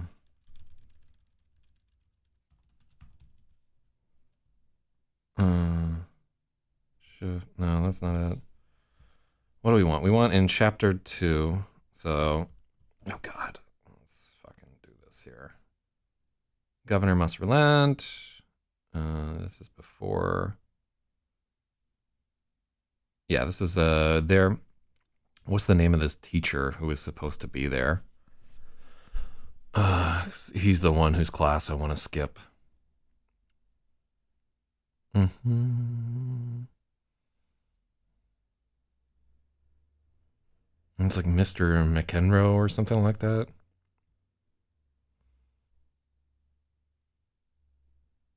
Mr. McCallahan.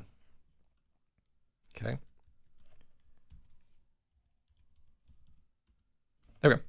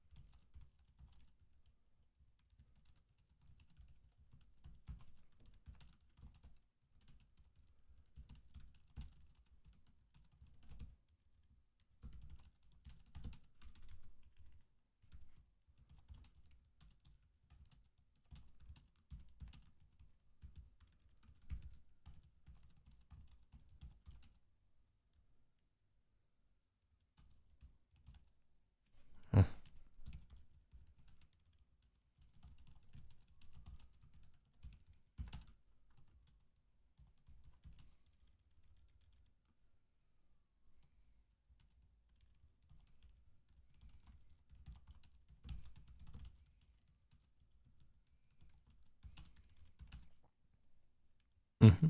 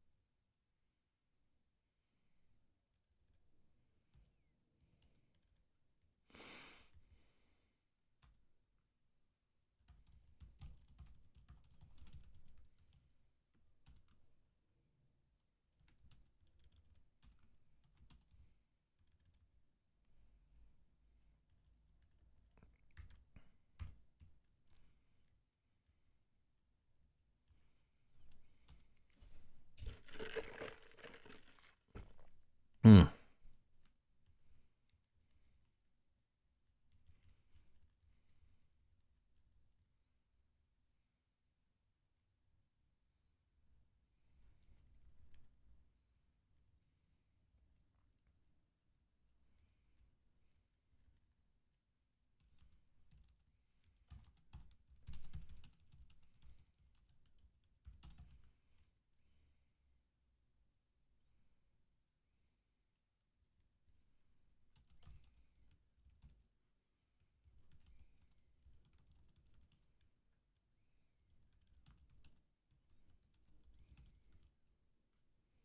Mm.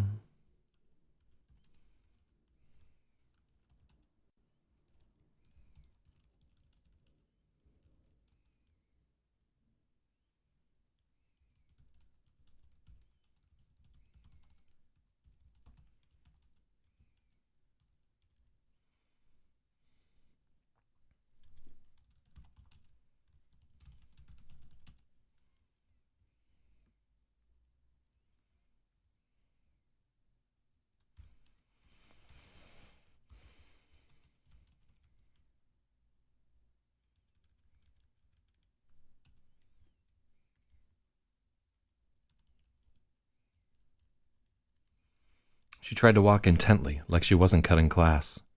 She just couldn't take another hour of Mr. McCallaghan shuffling through the motions. He probably wouldn't even bother to take attendance. As soon as she turned the corridor,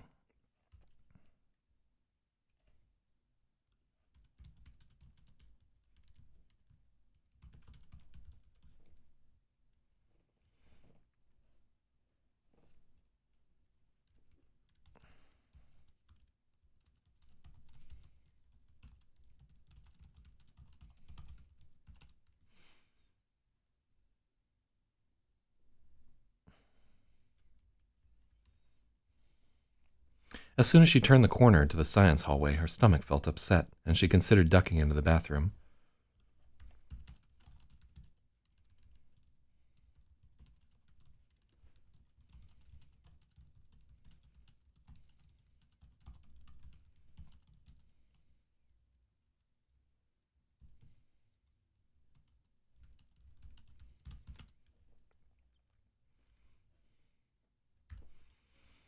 The feeling got worse as she got closer to the lab.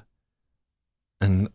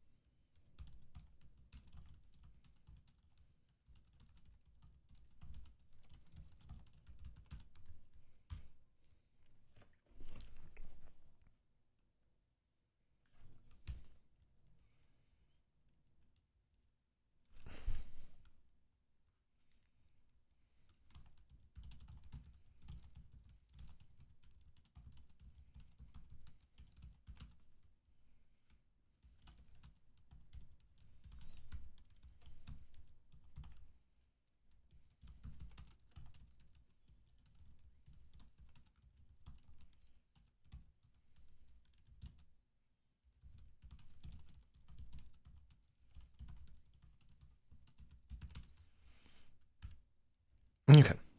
As soon as she turned the corner into the science hallway, her stomach felt upset.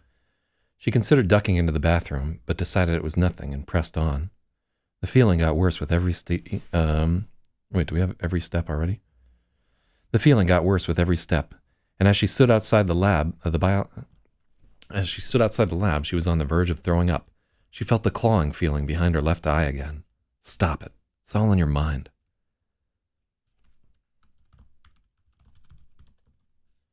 The nausea was obviously psychosomatic. She was just nervous. Freya inhaled deeply and pushed her way through the door.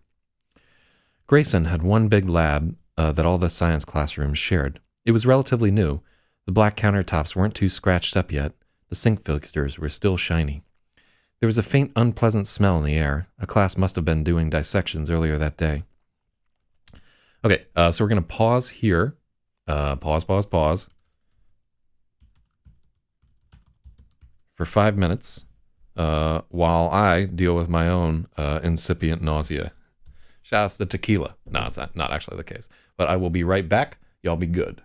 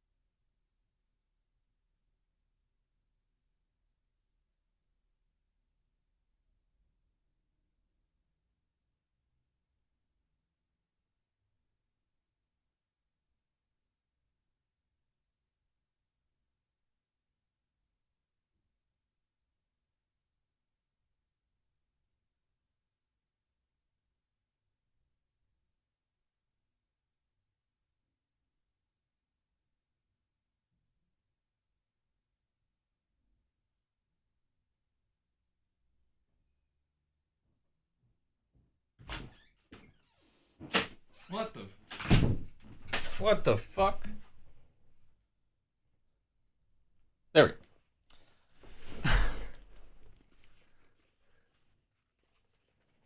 Let me see there. Jesus. I can't believe you guys are still with me when we went to no signal there. Ridiculous there. All right, let me see what our young aspiring author typed earlier here. Our footsteps echoed through the groaning hallway. A desecrated grave of industrial equipment surrounded us as our flashlights scouted ahead. Well, that should be 2 fucking sentences. We got to get the hell out of here, man. Whispered the shuddering hoodie gas mask man. Why is he a shuddering hoodie gas mask man? I know. Now keep quiet. You'll bring them on top of us. The party nodded along to his words when they came across a door, which written on the door was "In Fear We Trust." Hoodie swore as the party slowly opened the moaning door. Inside were the machines. The old man hushed the party, stating in quietly, "You know the drill. Be careful how you walk and don't make a sound." The party agreed to the orders. The howling sound screeched through the room as the machines moved their arms about, checking for intruders. The party moved gravely, making sure the machines wouldn't spot them.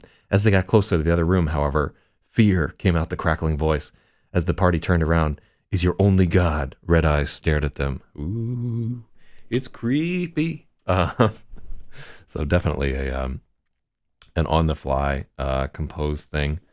Shout-outs to Shuddering Hoodie Gas Mask Man. I like the idea of him just being like writhing due to mustard gas. And so he's not even here to hear. Yeah, that guy, I think, just wants to promote his own writing, which is, I can't fucking hate on him. I mean, I'm like trying to shill this shit everywhere myself. I'm pretty ineffectually there. I just don't like spamming my shit. I want everybody to like love me and want to be a part of my whole deal without putting in any effort or building a community or whatever there. But yeah, by the way, thank you to you people who are watching this. It really is sustaining me. I don't know what I would do without you. I would feel like such a piece of shit doing this all on my own.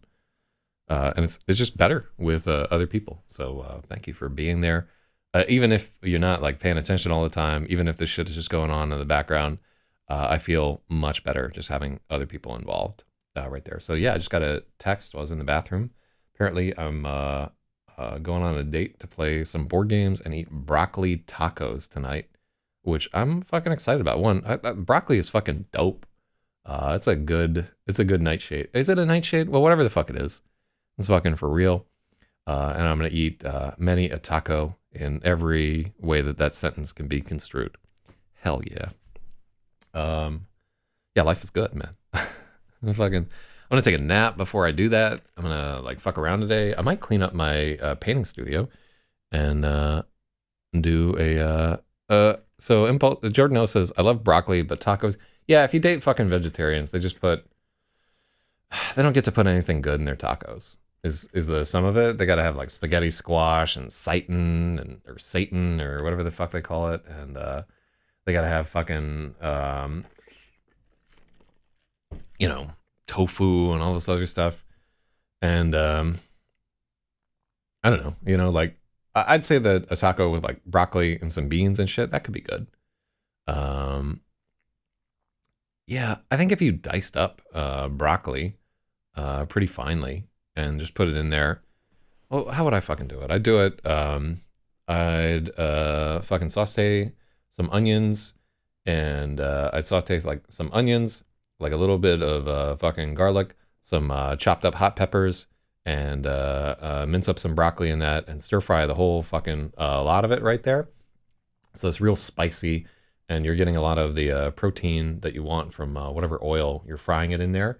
Maybe like a little bit of sesame up in that cocksucker, and then you just have like some cheese and lettuce and sour cream on top of there, and yeah, it'd be a good fucking taco. I would eat that. But we'll see how they go about it. I had to eat fucking tempeh last night. It's all right. Tempeh is not as good as like any animal product. I'm just putting it out there. Like I know I get to see both worlds because I eat real food and also vegetarian food. And I will tell you that some forms of vegetarian food are like really good. Like they're clearly superior to some alternatives.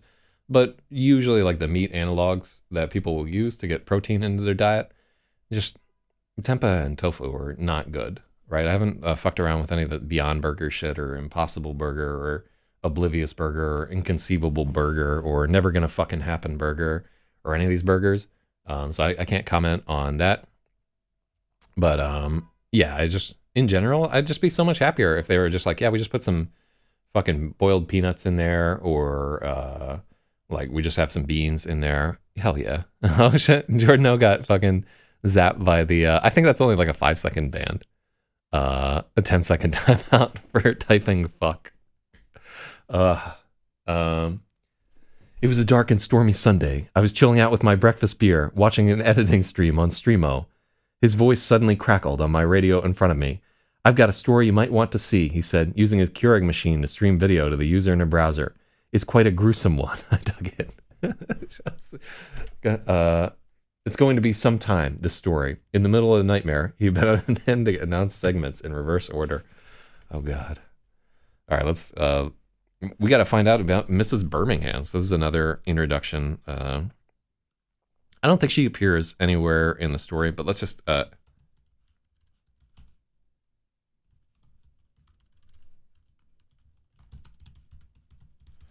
Okay, and then Mr. McCallahan, what class does he teach?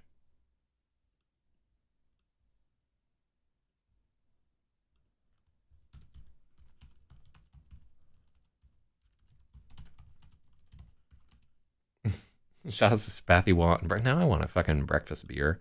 I'm still like a tiny bit hungover. Yeah, just like at the party, the host was like giving out tequila shots, and everybody was like vaporizing weed pens and shit like that. And I said, you know, like I can't fucking weed pen. I gotta write in the morning there. So I passed up a chance to get really fucking high last night for y'all. But all right, here we go.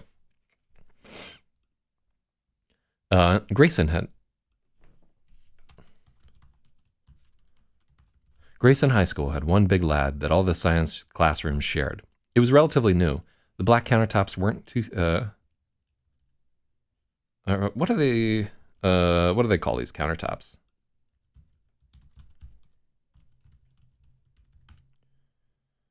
Science lab countertop material.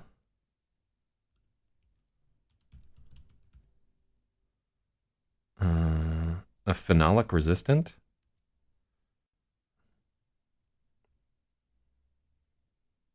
Oh, cool. I like the sound of phenolic resin.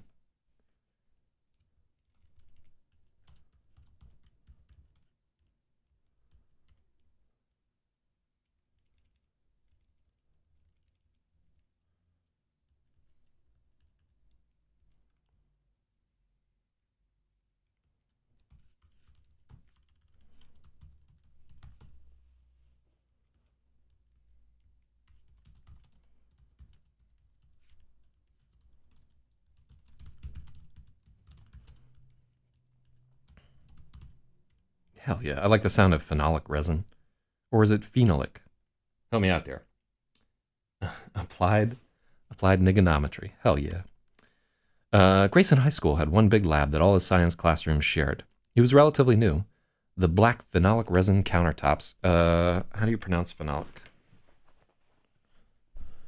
Pronounce phenolic. Not finale. Here's what I found. Fuck off, Siri.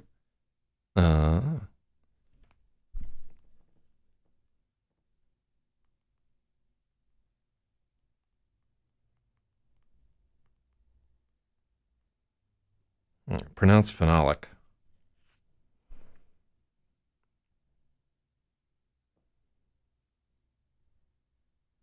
Phenolic.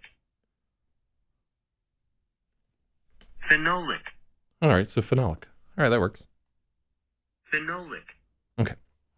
So phenolic.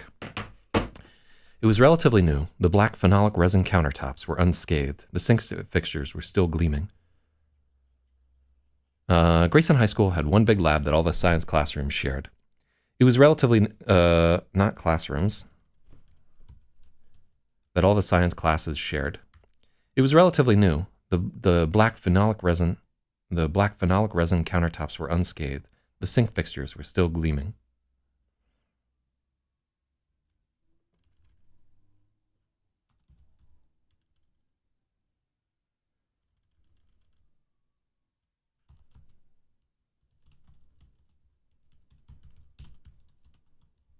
It had just been remodeled last year.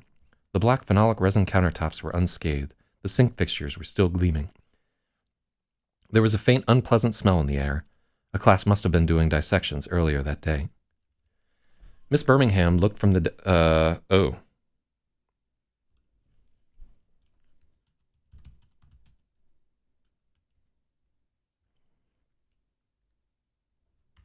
Miss Birmingham looked up from the... Miss Birmingham glanced... No, we just got a Christmas beat for the competition right there. Hell yeah. And they submitted their... Jordan O, just putting it out here, right here, Jordan O, there is a $200 contest for a Christmas beat that you could easily win. $200 fucking dollars. Chrono threw in $100. I'm throwing in $100. You could win $200 if you put together a beat for this contest, and you have until Thursday night to get it to me. I think you should put together a beat. I would be fucking stoked if you won. The judging for that contest, though, Kim and I are going to pick out a top 3, and then we're going to let the Hip Hop Discord vote on it. So you have to put in the effort. It should include like some kind of Christmassy fucking element to it, like jingling bells or, I don't know, Santa getting his dick sucked or something like that. So yeah, like put some effort into this one there, but you could easily win $200 fucking dollars. So think about it. Oh, you made some beats in your day. Okay, so Miss Birmingham glanced up from her desk in the corner of the lab to see Freya.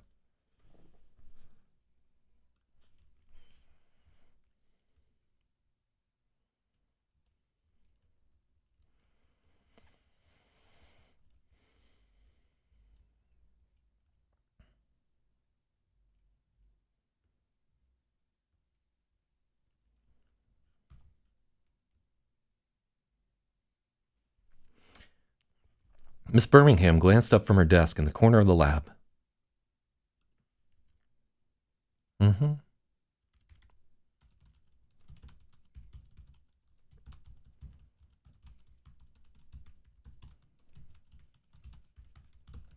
Oh, it was much better.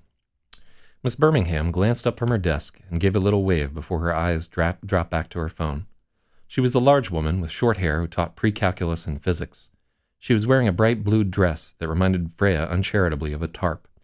Freya had never liked her. She'd once singled out Freya and Betty during an assembly and yelled at them to stop laughing, even though everyone else was talking. It had been a year. No doubt Miss Birmingham had forgotten, but Freya hadn't. Students were allowed to use the lab during lunch to catch up on assignments. Usually there would be some people hanging out in here, but the lingering stink had cleared them out. Freya wanted to use the digital microscope, but the laptop attached to it wouldn't wake up. The power light just pulsed orange. Freya glanced at the do not turn off sticker taped over the power button. Okay, so we used glance twice there.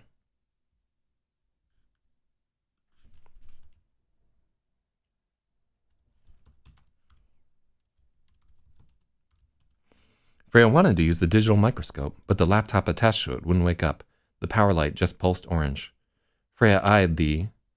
okay, cool. So we can...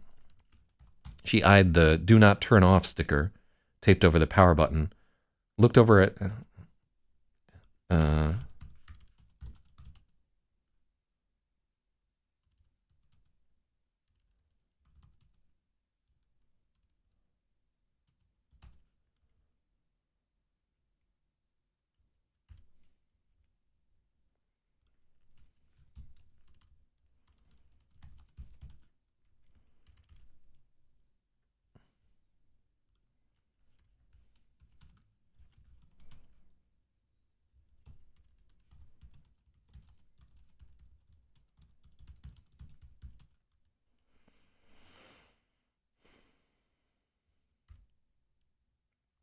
Okay.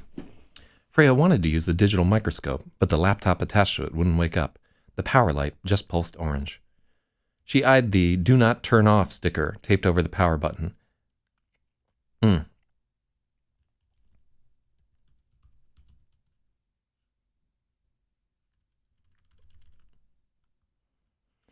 She eyed the do not turn off sticker taped over the power button, and then across the lab at Miss Birmingham, who was totally engrossed in her phone.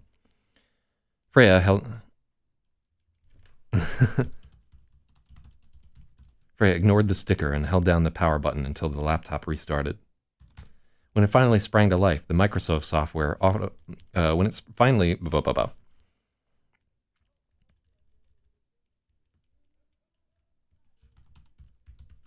the laptop finally sprang back to life, the microscope software auto-launched with Windows and complained it couldn't find the microscope.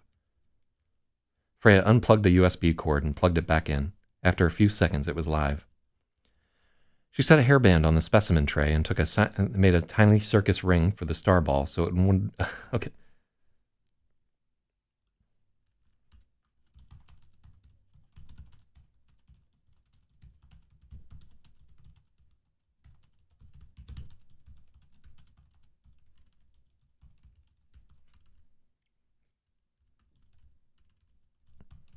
Okay, I can make my life so much easier if I just learn the spelling there.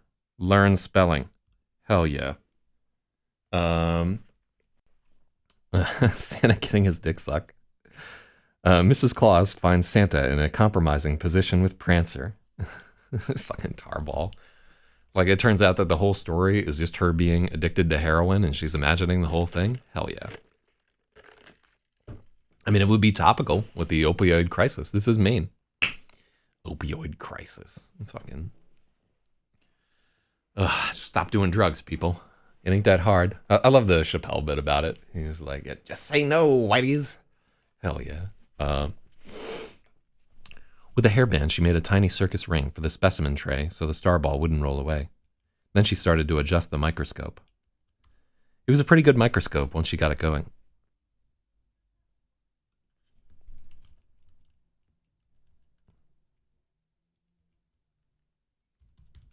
It was a pretty good unit once she got it going. No, that doesn't sound right.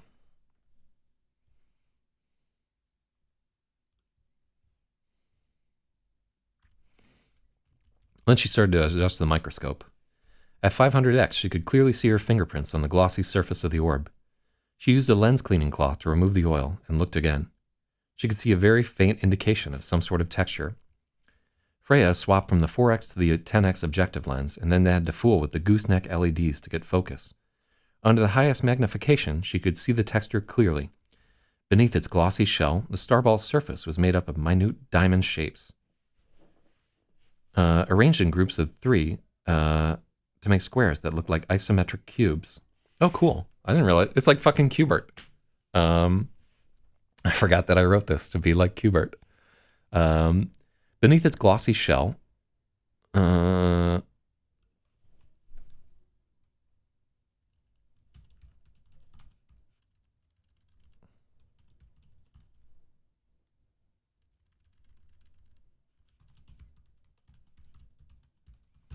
beneath the glossy outer layer, the starball's surface was made up of minute diamond shapes, arranged in groups of 3 to make squares that looked like isometric cubes.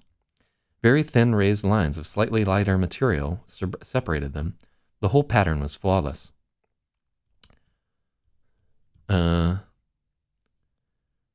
She realized she had been staring at the microscope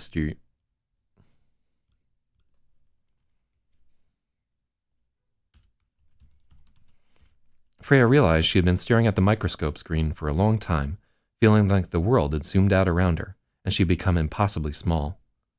That wasn't a natural pattern. The starball was a manufactured object.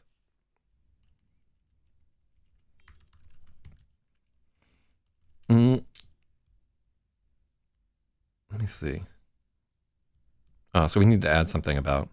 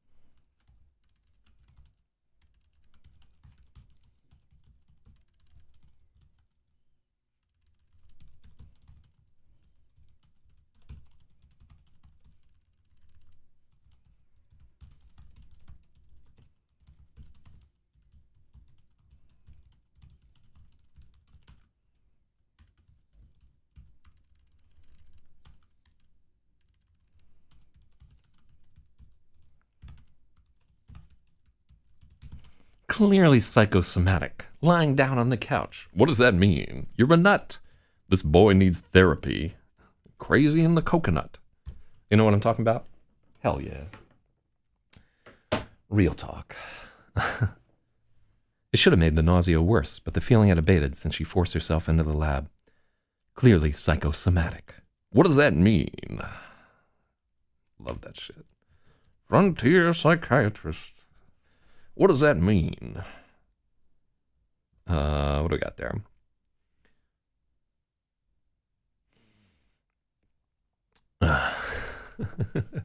Jordan, no, like I just like talking about this shit right there. You should enter the beat contest. Telling you, man, money to be had.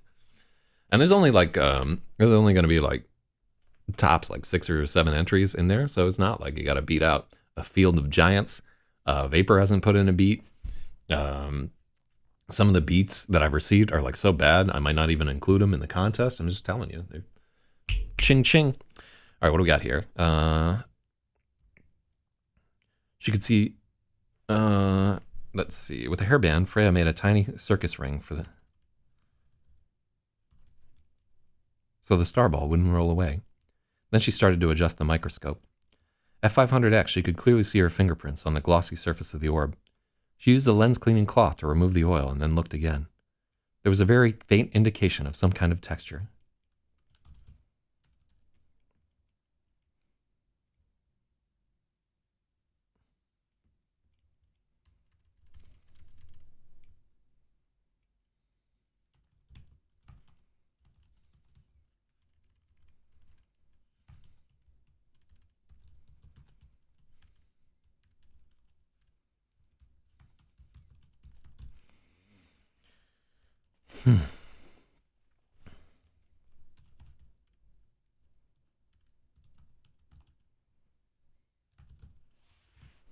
Freya, okay, there was a very faint indication of texture beneath the perfectly smooth outer layer. Freya swapped from the 4x to the 10x Freya swapped from the 4x to the 10x objective lens, and then had to fool with the gooseneck LEDs to get focus through the sheen. Under the highest magnification, she could see the texture clearly.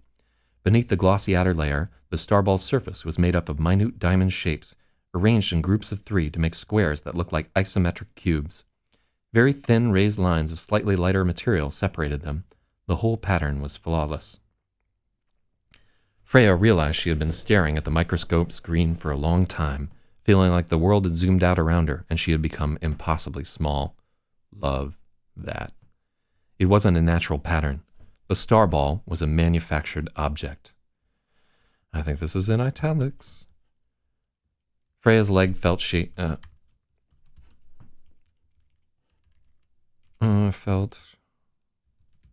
felt weak. Freya's legs felt weak.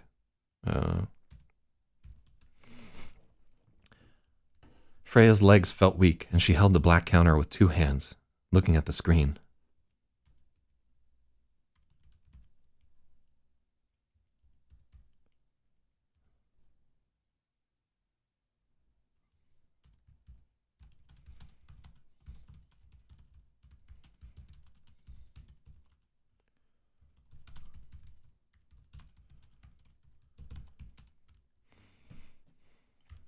Freya's legs felt weak, and she clung to the black countertop like a ledge, eyes locked on the screen.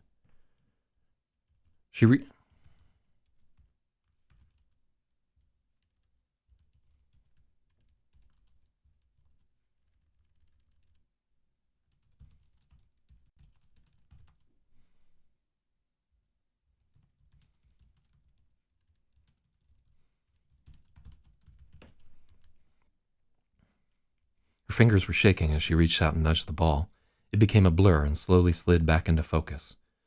Freya turned the starball around and around, looking for any...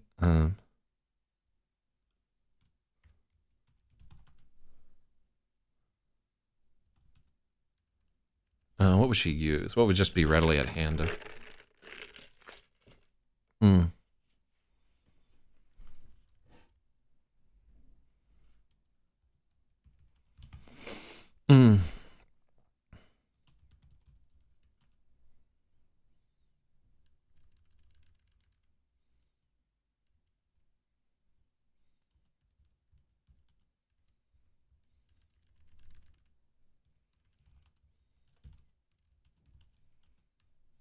No, she used the eraser of a pencil before. She needs to nudge it with something though. Hmm. What would be readily at hand? Yeah, 'cause she doesn't want to get more fingertip oil on that motherfucker.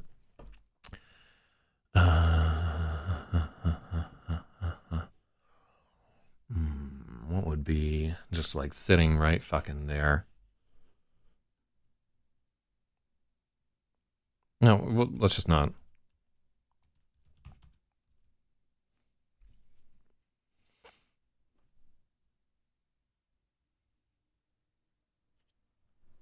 Mm, mm, mm, mm.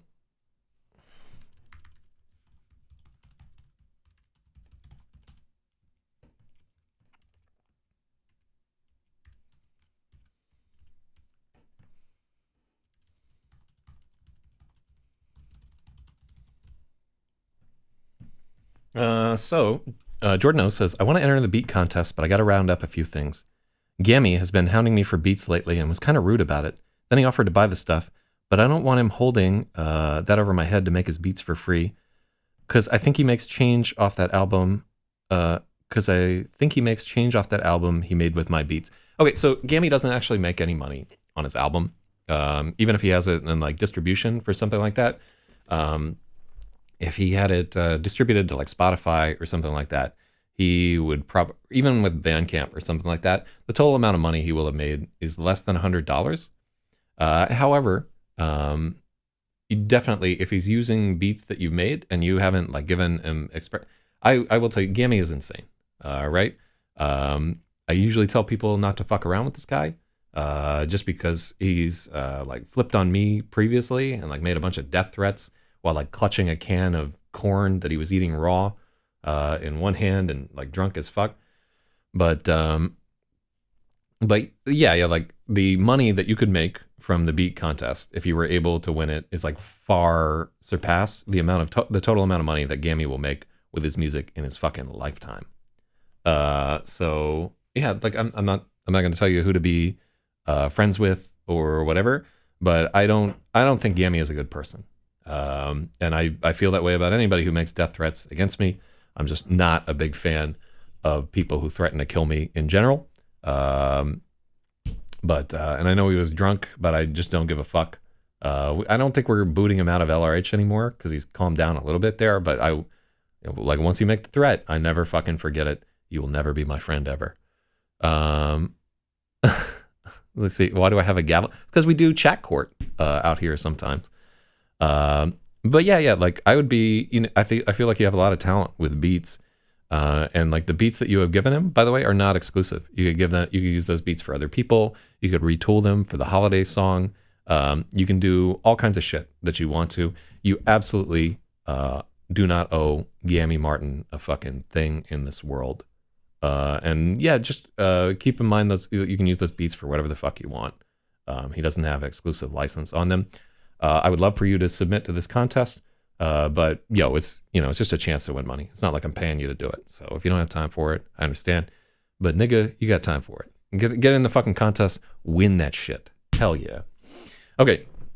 You can fucking do it. I mean, if you're watching this shit right here, the way that we're doing this right here, right now, where we're at, what are we at? Like fucking 122 of 720. Slowly but surely, we are inexorably progressing towards completion. And if you put the fucking work in, you will get the result. You can't win the contest just by working hard. You got to be some luck, some talent, have a good idea and everything like that. But you definitely will not win the contest if you don't work hard. Like I will not publish this book if I don't work hard every single day and put everything I have into it. And just, keep that shit in mind, At the end of the day, when your life is over and you're gasping to death in some Mexican dish, and the fucking federales are raining down piss on top of you, you're going to remember the things where you actually like got off your ass and did stuff, and all the time where you're just like, whatever, or you just watched TV or jacked off or whatever. All that time is erased. Like all the time that I've ever like played video games instead of working on LRH, I don't remember almost any of that time except for a few times where I really fucking owned some nerds. Hell yeah. Um, like all that time is gone, right? And at the end of the day, all you're left with are the memories of the things that you actually accomplished. So that's why we're here right now. Penis pump. It wasn't a natural pattern. The star ball was a manufactured object. Freya's legs felt weak, and she clung to the black countertop like it was a ledge, her eyes locked on the screen. Her fingertips were shaking as she reached out and nudged the ball, with claw covering her.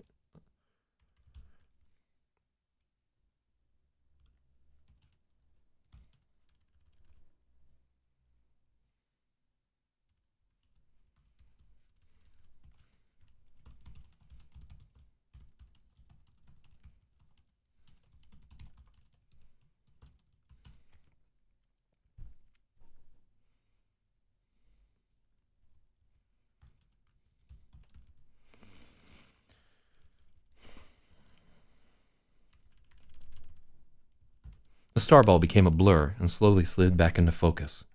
Freya turned the orb around and around, looking for any marking or break in the pattern, but it was contiguous from any angle. I love the sound of that. Contiguous from any angle. Let me see. I listen to podcasts while playing Sonic, and I remember the podcast. Hell yeah. Shout out to that fucking hedgehog. Gotta go fast. She remembered how it poked her the first night, but she couldn't find any way it could have. It must have been a sharp piece of the meteorite shell. Freya tried to come up with another explanation for the texture. Could the microscope's sensor be somehow seeing its own reflection? She looked up the model. It was an Erlang Cyclops 6980. Searching on her phone, she found it had a CMOS sensor. She looked up images of them. So this is this. I want you guys' honest opinion. Is this too much of a stretch for a 16-year-old girl who's like okay technically to be like, maybe I'm just seeing the reflection of the CMOS sensor back on it? Because I was like maybe this is what's happening there, but I'm a super duper fucking nerd. It may not fit, but I like the idea of her like, wait, am I just seeing the fucking sensor reflected back? Like sensors don't reflect back that way in microscopes. You know, it's just a. She looked up the model. It was an Erlang Cyclops 6980. Searching on her phone, she found it had a CMOS sensor. She looked up images of them. It turned out not to be a terrible guess. CMOS sensors were square cells surrounded by a raised grid, but she had to discard the idea anyway. The image she was looking at was at a 2 scale. I don't know how to pronounce 2 let's see. Let me see if I can find that.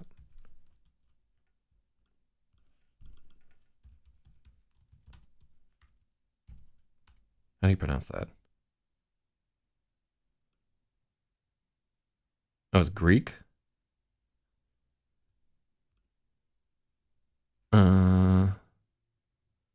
Millionth of a meter is a like it's a micrometer. Okay. Okay. So let's just put a comment.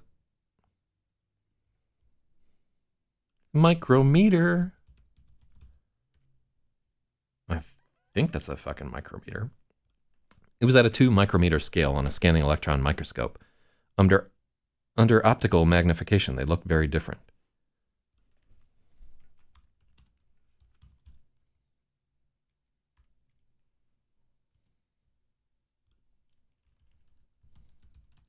Wait, is fucking... Can we look at things at a 2 nanometer scale? Not an average 16-year-old. Okay. Yeah, I kind of agree with that there. So we need to make oh, I forgot to put Spethy, what would you just announce in LRH that we're doing the editing stream? Because I think I'm going to edit for another hour at least. So this is a good place where we need to decide just how smart we want to make this girl and how much of an outsider she needs to be and how technical she should be. Because like during the conversation with the router, she's coming across as like fairly dumb, but because her father was like so into astronomy, she might be very strong in terms of optics, right? And you could have other. I didn't think that she had such depth. Okay, so this is a good note.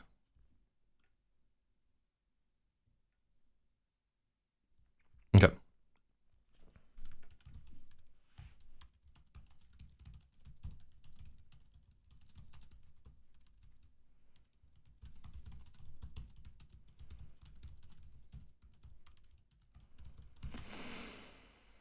Okay.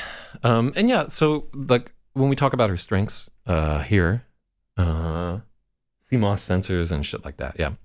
When we talk about her strengths here, we can talk about her strength where we try to justify like another class she's not doing well, like where she'd be like, I'm doing great in my science classes, but ooh, I'm sucking a dick in well, she's actually doing very poorly in math. I think it's a plot point later on there. So we can potentially use that weakness to justify, because Freya as a character is very good in the things that her father liked. So like she's very good at guitar music. She's good at like reading and poetry and English and stuff like that. She's good at science that he finds kind of interesting there. She's not good at subjects that he was not interested in, and it should be, it's just like a function of her trying to excel in certain classes to impress him, and the other classes that she's excelling in is because she is afraid of her mother, right? So these are like the dual factors that are causing her to excel academically there. So yeah, like I do think here that we're giving too much credit to a 16-year-old girl who is not like running Linux on her home machine. However, there is no reason why she has to be like technically dumb. Like we made a choice during the chapter about the router where she didn't give a fuck, but she could easily be the one like correcting some of this shit to Lassa and so forth. So her level of technical expertise and nerdiness are two things that we want to think about during this edit. I want her to be more isolated and outcast from some of the other students. And one of the ways that you can isolate somebody is by having them be very passionate about topics that other people don't care about, by having like a level of ability that makes other people feel uncomfortable. So this is a spot where we could potentially do it. We could potentially have her running fucking Ubuntu on her laptop, and her mother being like, "Why do you fucking run Linux on this piece of shit? You're like, get this godless. I fought against the communists, Freya." So it's an avenue that we can get into right there. I do want to keep. So we could also dumb down some of this paragraph that we see right over. Oh wait, how? Oh, I can go really tall on this. I can like actually, yeah, because I'm big on the camera there, so I can like reach out to. I didn't realize that I could be doing this whole fucking thing the entire time. Oh man, I maybe I could also get like run a program where I can draw lines over like some of the things like a fucking weatherman or something like that. Hell yeah. Now I could have this streaming off of a fucking iPad ultimately, and then I could just be fucking working at it with a pencil. When they release the new iPads, I'm gonna get an iPad for LRH, just because I want to have like some of this weatherman shit happening on there. But I digress. So yeah, thank you for like the reality check. This is like way technical for a 16-year-old girl if we don't first do the justifying work that she's fairly nerdy. So let's take this, and the place where we're going to make that change is going to be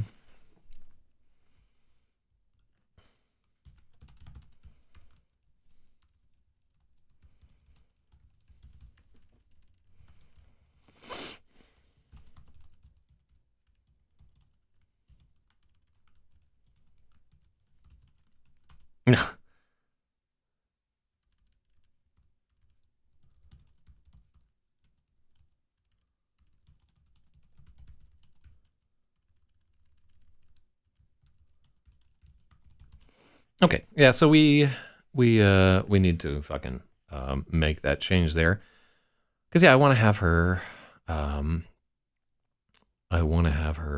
isolated from other people a little bit there, and I think that's a good way to go about it. Definitely, like being a nerd about computer shit isolated me from some of my peers in high school.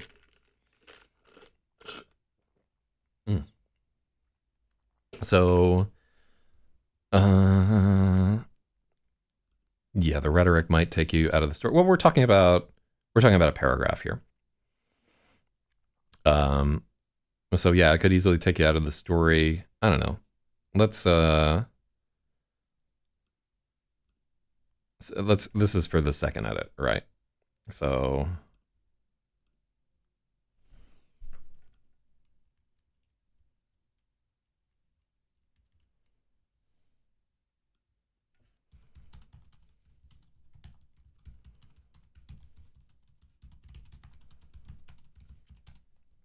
yeah, I think it's too much of a leap for readers to buy into it. So we either have to dumb this paragraph down or we have to make her more technically proficient.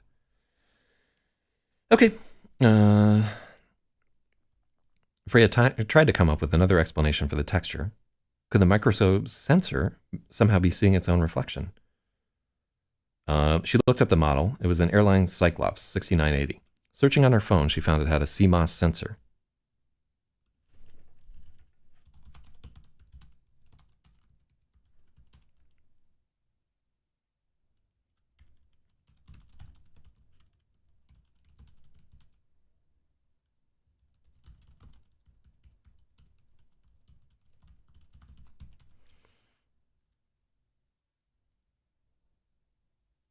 Hmm.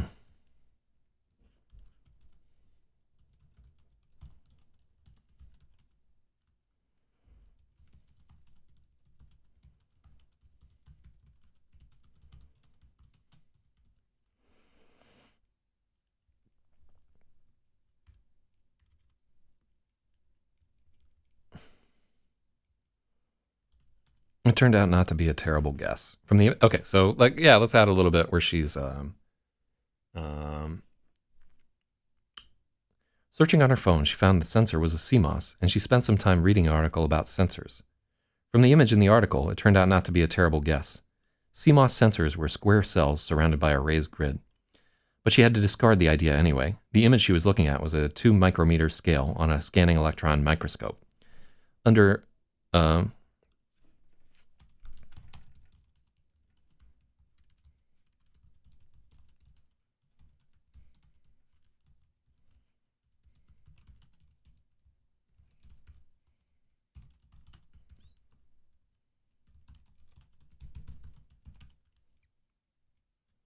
it could not be a reflection. She started to pick up the starball and hesitated, but that was stupid. She'd been handling it since the river.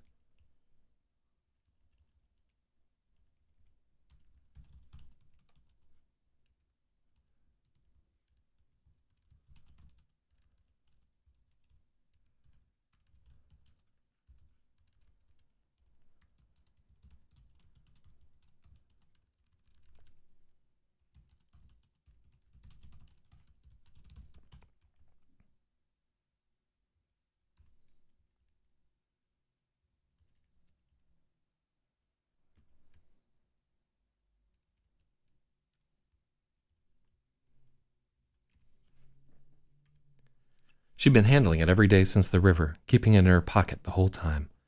She held it up to her eye.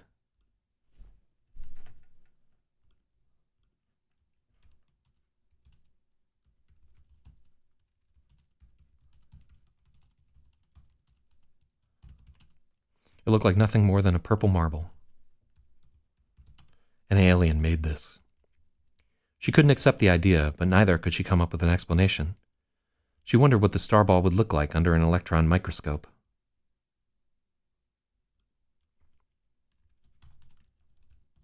Would look like under an electron microscope.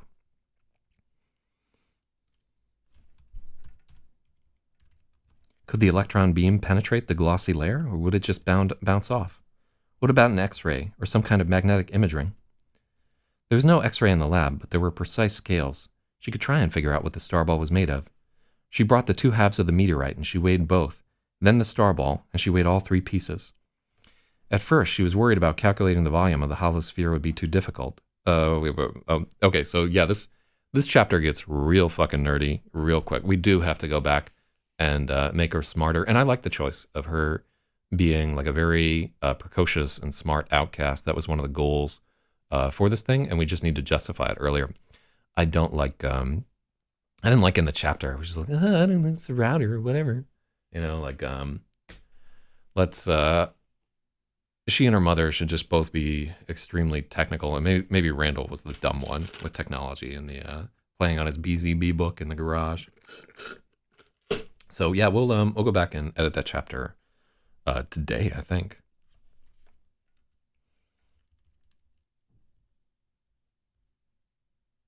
Hmm.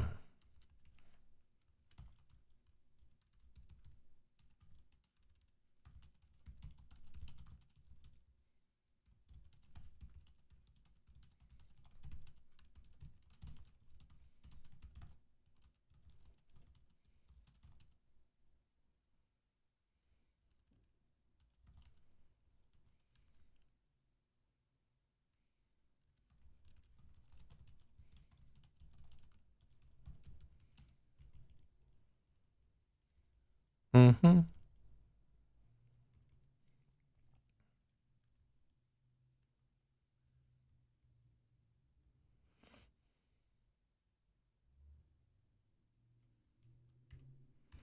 At first, she was worried about calculating the volume of the horosphere. Uh,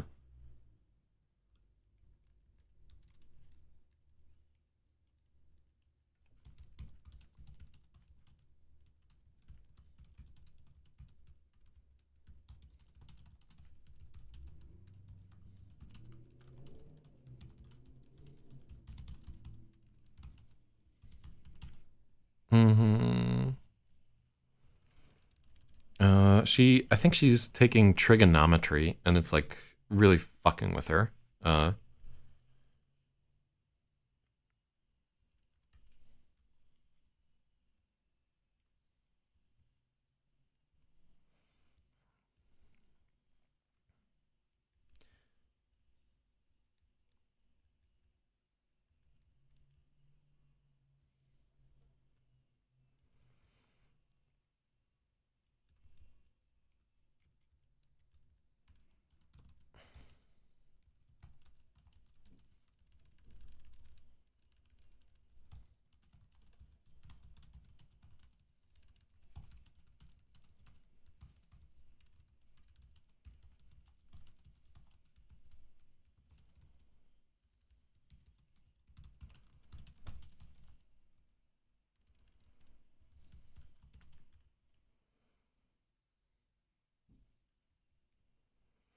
but she realized she could just take the 75 millimeter sphere, calculate it what it should weigh, then calculate what the 25 millimeter cavity should weigh if it was made out of the same material, and subtract it. It was pretty simple, but she was still proud of herself for figuring it out. She found a material calculator online that did spheres. She found a material calculator that did spheres and found the 75 millimeter sphere should weigh 1.968 kilograms if it were whole and made entirely of nickel. The weight of the inner core showed just 0.00729 kilograms, which seemed like it had to be an error until she could wrap her mind around just how much more material was in the shell. The sphere, oh my god, this fucking chapter, man. What? Uh, nobody wants to read this. It's important though for the storyline. Um, but yeah, we might need substantial cuts to this whole thing. It's long. I thought it was just like this paragraph about the sea moss, but we got like a whole page of this shit. It is science fiction. You know, there is some tolerance for nerd shit, and this is a big part of what makes us into hard sci-fi rather than soft jack in your dick sci-fi. But yeah.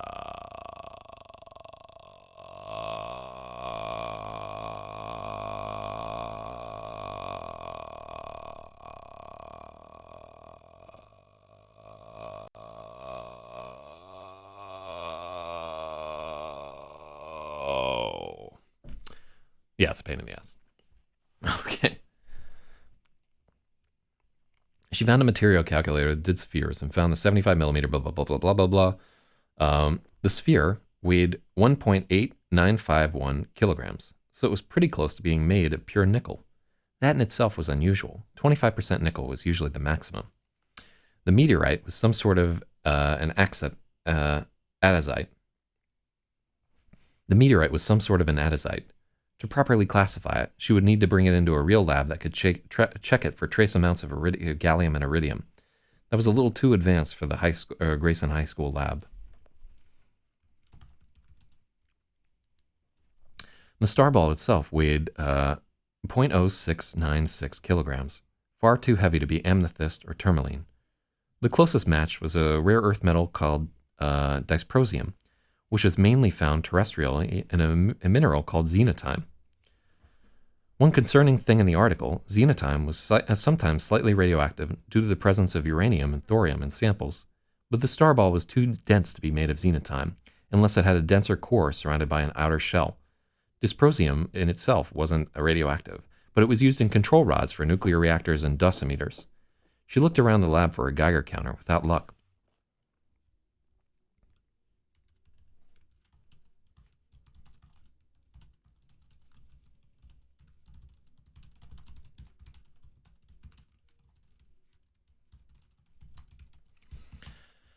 I know, man. It's getting like real technical real quick. This is the one of the like just a few very technical chapters in this book, and I think they're kind of necessary to have this whole thing.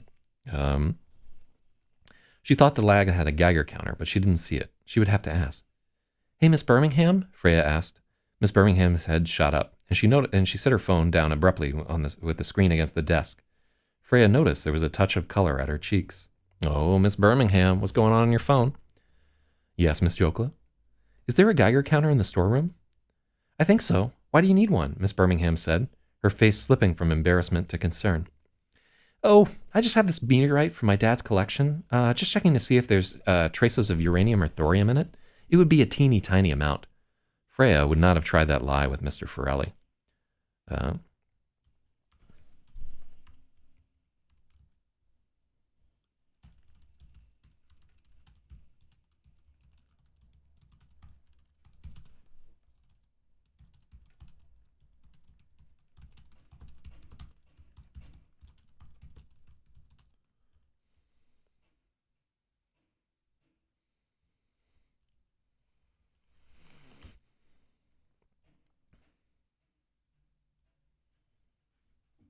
Okay.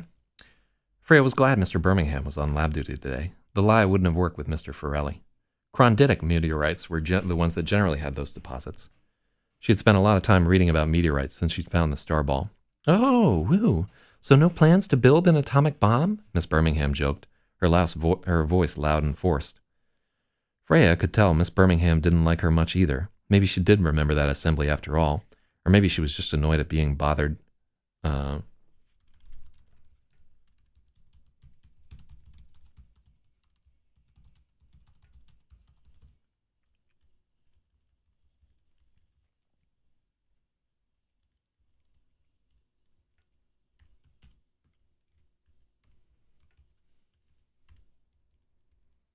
"Oh, haha, you caught me," Freya said, throwing her hands up.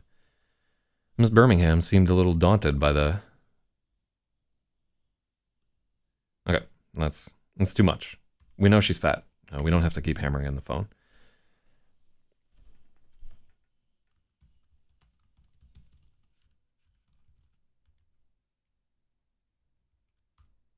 Miss Birmingham slid her phone off the desk and slipped it into her pocket. And then she took a...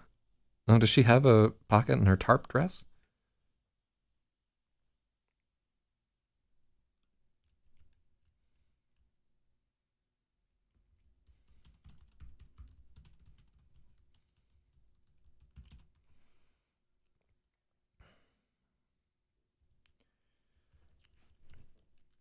Miss Birmingham... oh, haha, you caught me. Miss Birmingham slid her phone off the desktop and slipped it into her drawer. Then she took a deep breath and rose. The seat creaked in relief.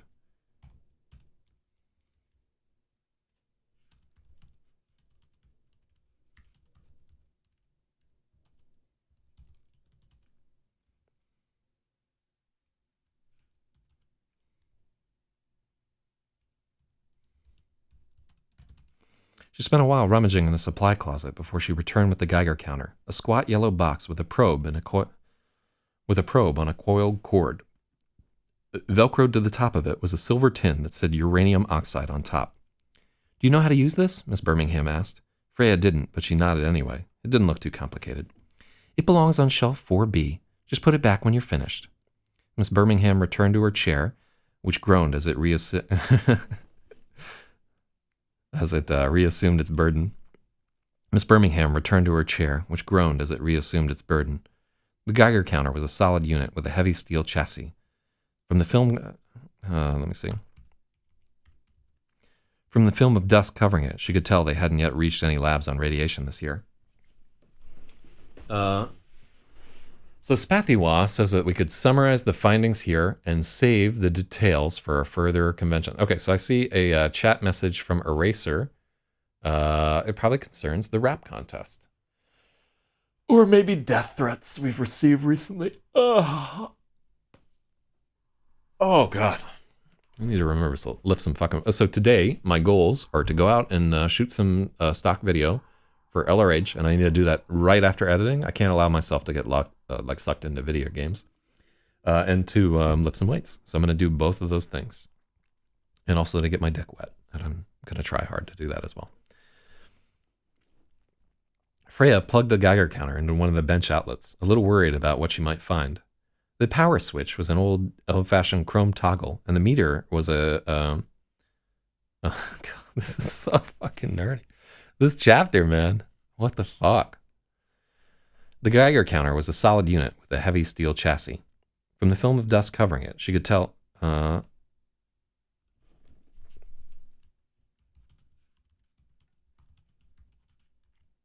the film of dust on top, she could tell they hadn't yet reached any labs on radiation this year. Freya plugged the Geiger counter into one of the bench outlets, a little worried about what she might find.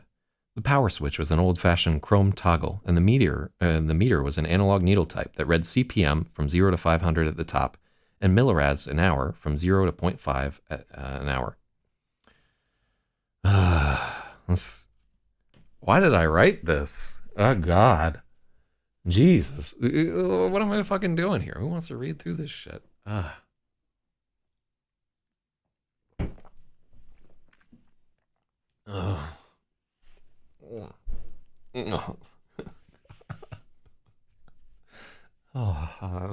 I'm suffering. I'm hurting inside at my own hubris. Gotta do it.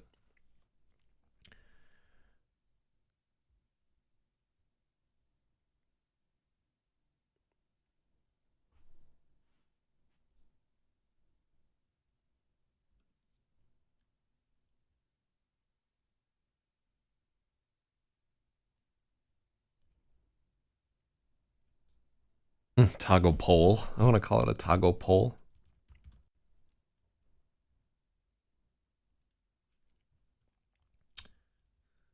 All right, so what is CPM?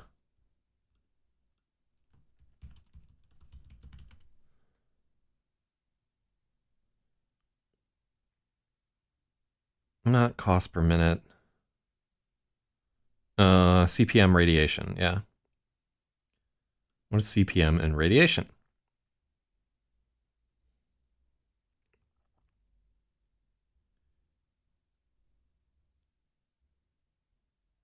It counts per minute.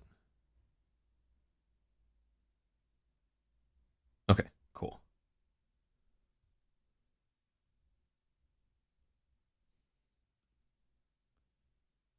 Okay.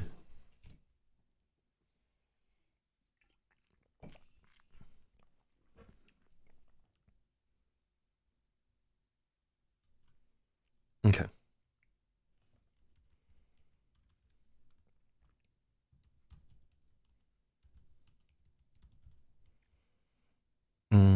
And so I think that's millirads an hour.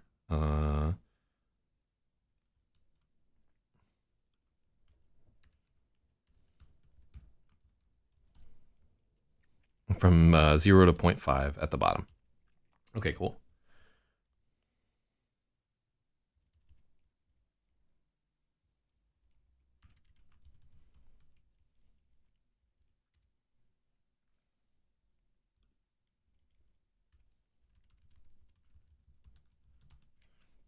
Freya turned the Geiger counter on and pointed the probe at the star ball.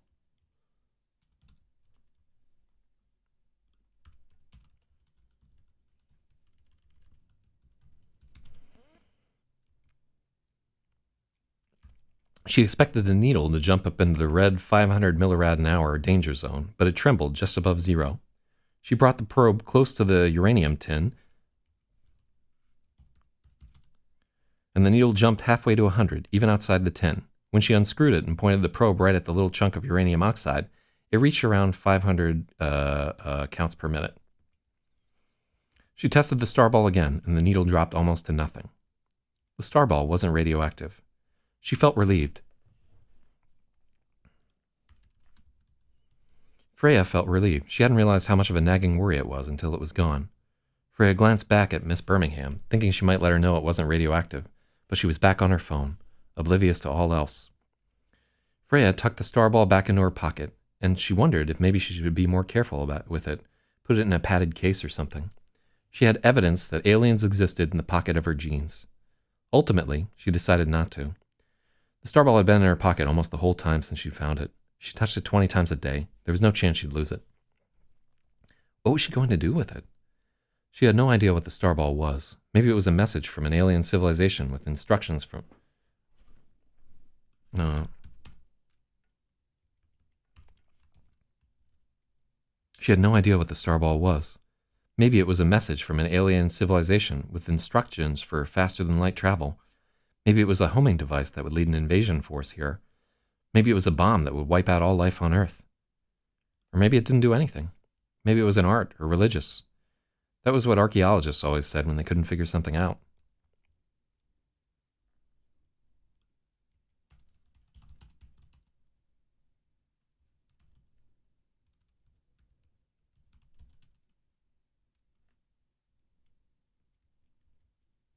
Oh wow, are there two acceptable spellings here? I like that spelling better.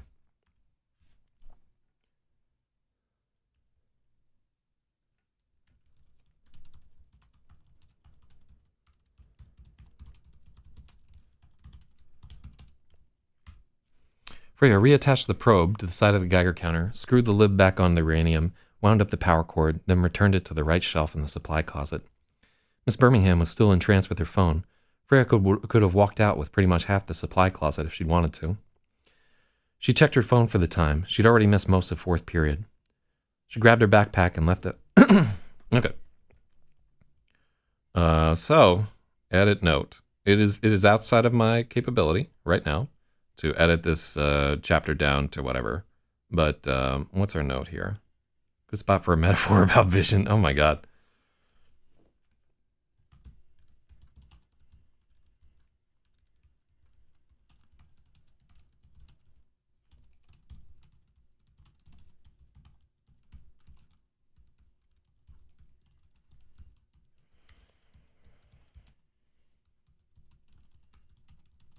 It needs a lot of work. Okay, yeah, so we're gonna we'll probably have to come back to this tomorrow, but we'll try and clean up the ass end of this chapter real quick and finish out of it here. But yeah, holy shit, it's a difficult chapter. It's got some good stuff in it right here. I think we just have about 2 pages of like very technical examination. This is the only in-depth technical examination we have to do in this book. I don't know, maybe we could maybe work better if it like worked more on her fear or something like that. Like she has some emotional responses in here, but it's all like very dry and technical. We should how does the fucking the Martian Andy Weir or whatever get away with it? Because the Martian is just chock full of this kind of shit. And there's got to be a way to put this into the book and not have it be boring as fuck. But I'm gonna have to think her over there. So I like a little bit of the tension with Miss Birmingham, them not liking each other. I like that. Oh God, it keeps going.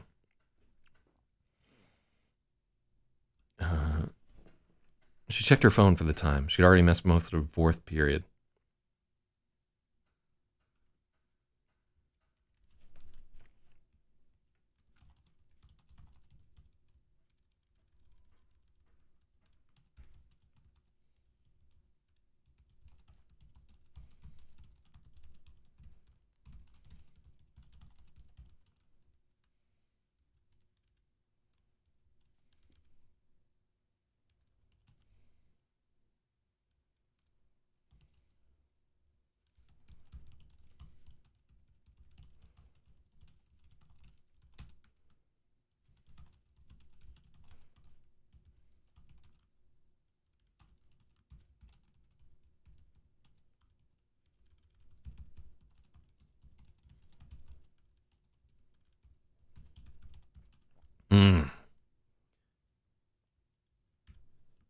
At the end of the hallway was Mr. Forelli, headed in her direction. He'd seen her coming out of the lab.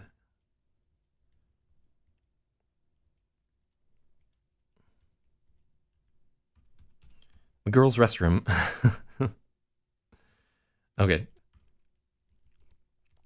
At the end of the hallway was at the end of the science hallway. Yeah, I like the science hallway. At the end of the science hallway was Mr. Forelli, headed in her direction. He'd seen her coming out of the lab. The girls' restroom was on the right-hand side between them, and she gave him a little wave as he approached, then turned into the bathroom to dodge him. With each step, he was afraid he was going to call out her name, but he didn't. There was no one else in the restroom, and she went into a stall, even though she didn't need to go, wondering how long she needed to wait him out. He wouldn't just stay out there and wait for her to come out, would he? That'd be really creepy. If only she'd been a little bit faster in the lab. Now he would definitely ask Miss Birmingham what she'd been doing. In her head, she could see the whole thing spiraling out of control. Phone calls being made to Lassa about the Geiger counter, the whole lie unraveling. She felt herself starting to panic and wondered if she could escape by climbing out a window. Stop and breathe. That was one part of the Fragile Phoenix that was actually useful, the breathing exercises in the second chapter. Freya took a deep breath and held it for as long as she could, then exhaled through her teeth very slowly, holding the star ball. After 15 breaths, she started to feel better. She left the stall just as Claire Meadows entered the bathroom. Claire was in her purple, gray, and blue peacock's uniform. Her hair was a wet and sweaty mess. She was lugging a bag full of lacrosse stuff with her. Freya went to the sink to wash her hands. Hey, do you have a hairband? My last one just snapped, Claire asked, and Freya nodded. She took the band she'd used on the microscope.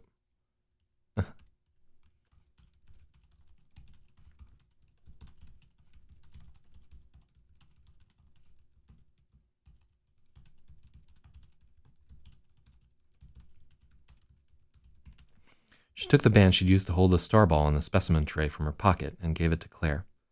Thanks. You're friends with Jane, right?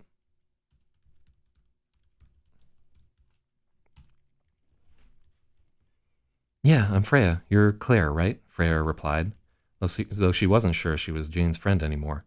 Claire nodded and then started attacking her mop of frizzy hair with a brush. Let's get frizzy. I don't like that word, frizzy.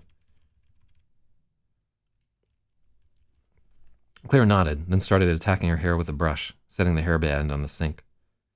Hey, is Mr. Forelli still out there? Nope. He was walking down the hall. You cutting? Wait, you cutting?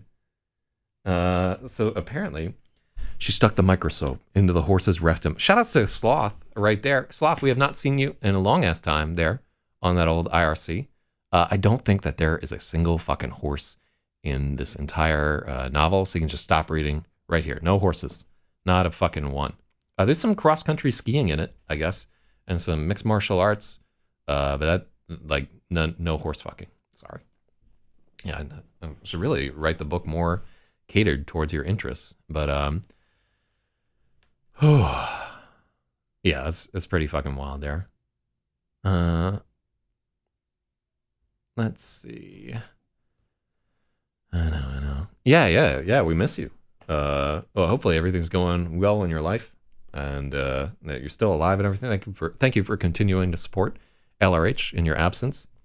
No, so I haven't been up all night. Oh, you're going snowmobiling and saw me up early? Oh, that's fucking awesome. No, I haven't been up all night. I'm waking up at like 5 a.m. every morning. Today, we didn't start until about 8 a.m. or 9 a.m. or something like that. Yeah, it's like noon for me, right? Is it noon already? Fuck. Oh, yeah, it is noon. Okay. Hey, is Mr. Forelli still out there?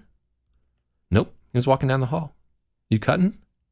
Claire spoke in a really blunt and abrupt way. It took Freya a little off guard. Yeah, just fourth period. Well, you're caught now. That guy's so fucking nosy. He probably would have let you off if you just talked to him, though. He's a softie. He probably would have let you... Yeah, that's not how human beings talk.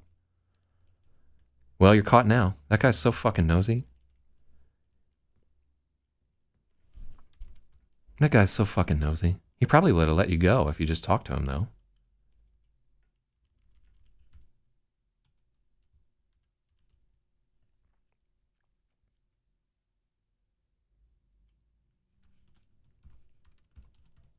He's soft. Claire tilted her head, her tone superior. Freya wasn't impressed. Yeah, you're right, I should have. Oh well, Freya said, shrugging, and preparing to go.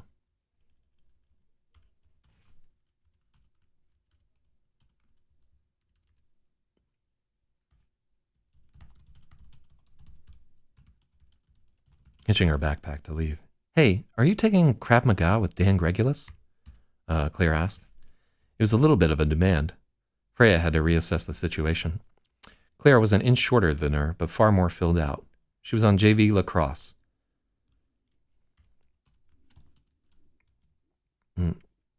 She was on JV lacrosse. Was she into Dan? Was this about to be another fight? Yeah, my mom's making me go after that thing with Tammy. That was so fucked up. I can't believe they didn't expel her. Does that Krav Maga shit work? Are you gonna fuck her up next time? Freya nodded, hoping that wouldn't happen, and hoping that Claire wouldn't go around saying she just said that she could take Cammy.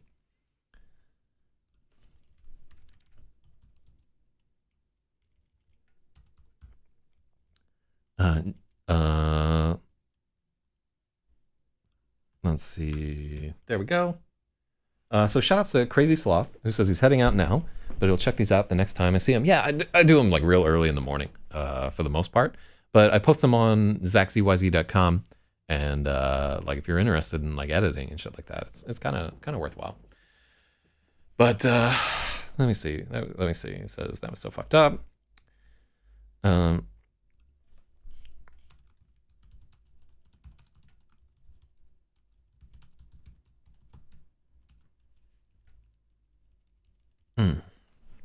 Freya nodded, hoping that wouldn't happen, hoping that Claire wouldn't go around saying she'd said that saying Freya had said, she said she could beat Tammy up. Jane was thinking about taking the class. She likes Dan, Claire said, and Freya felt relieved. She totally should. It's actually pretty cool, Freya said, hoping it was the right thing to say.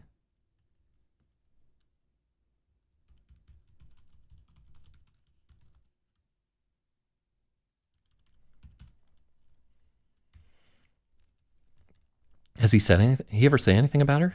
Not to me. I've only done 2 classes. Claire nodded, and all the tension evaporated.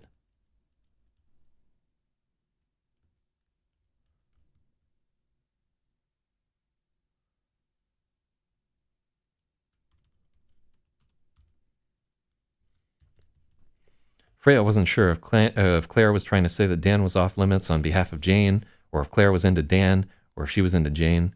But in any case, she seemed satisfied with the response.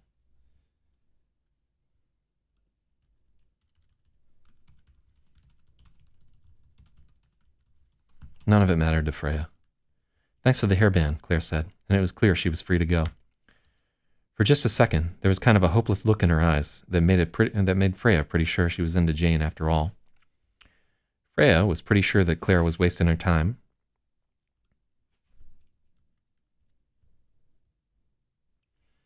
Freya was pretty sure Claire was wasting her time, but really, what did she know about Jane Yang? Jane hadn't spoken to Freya in months.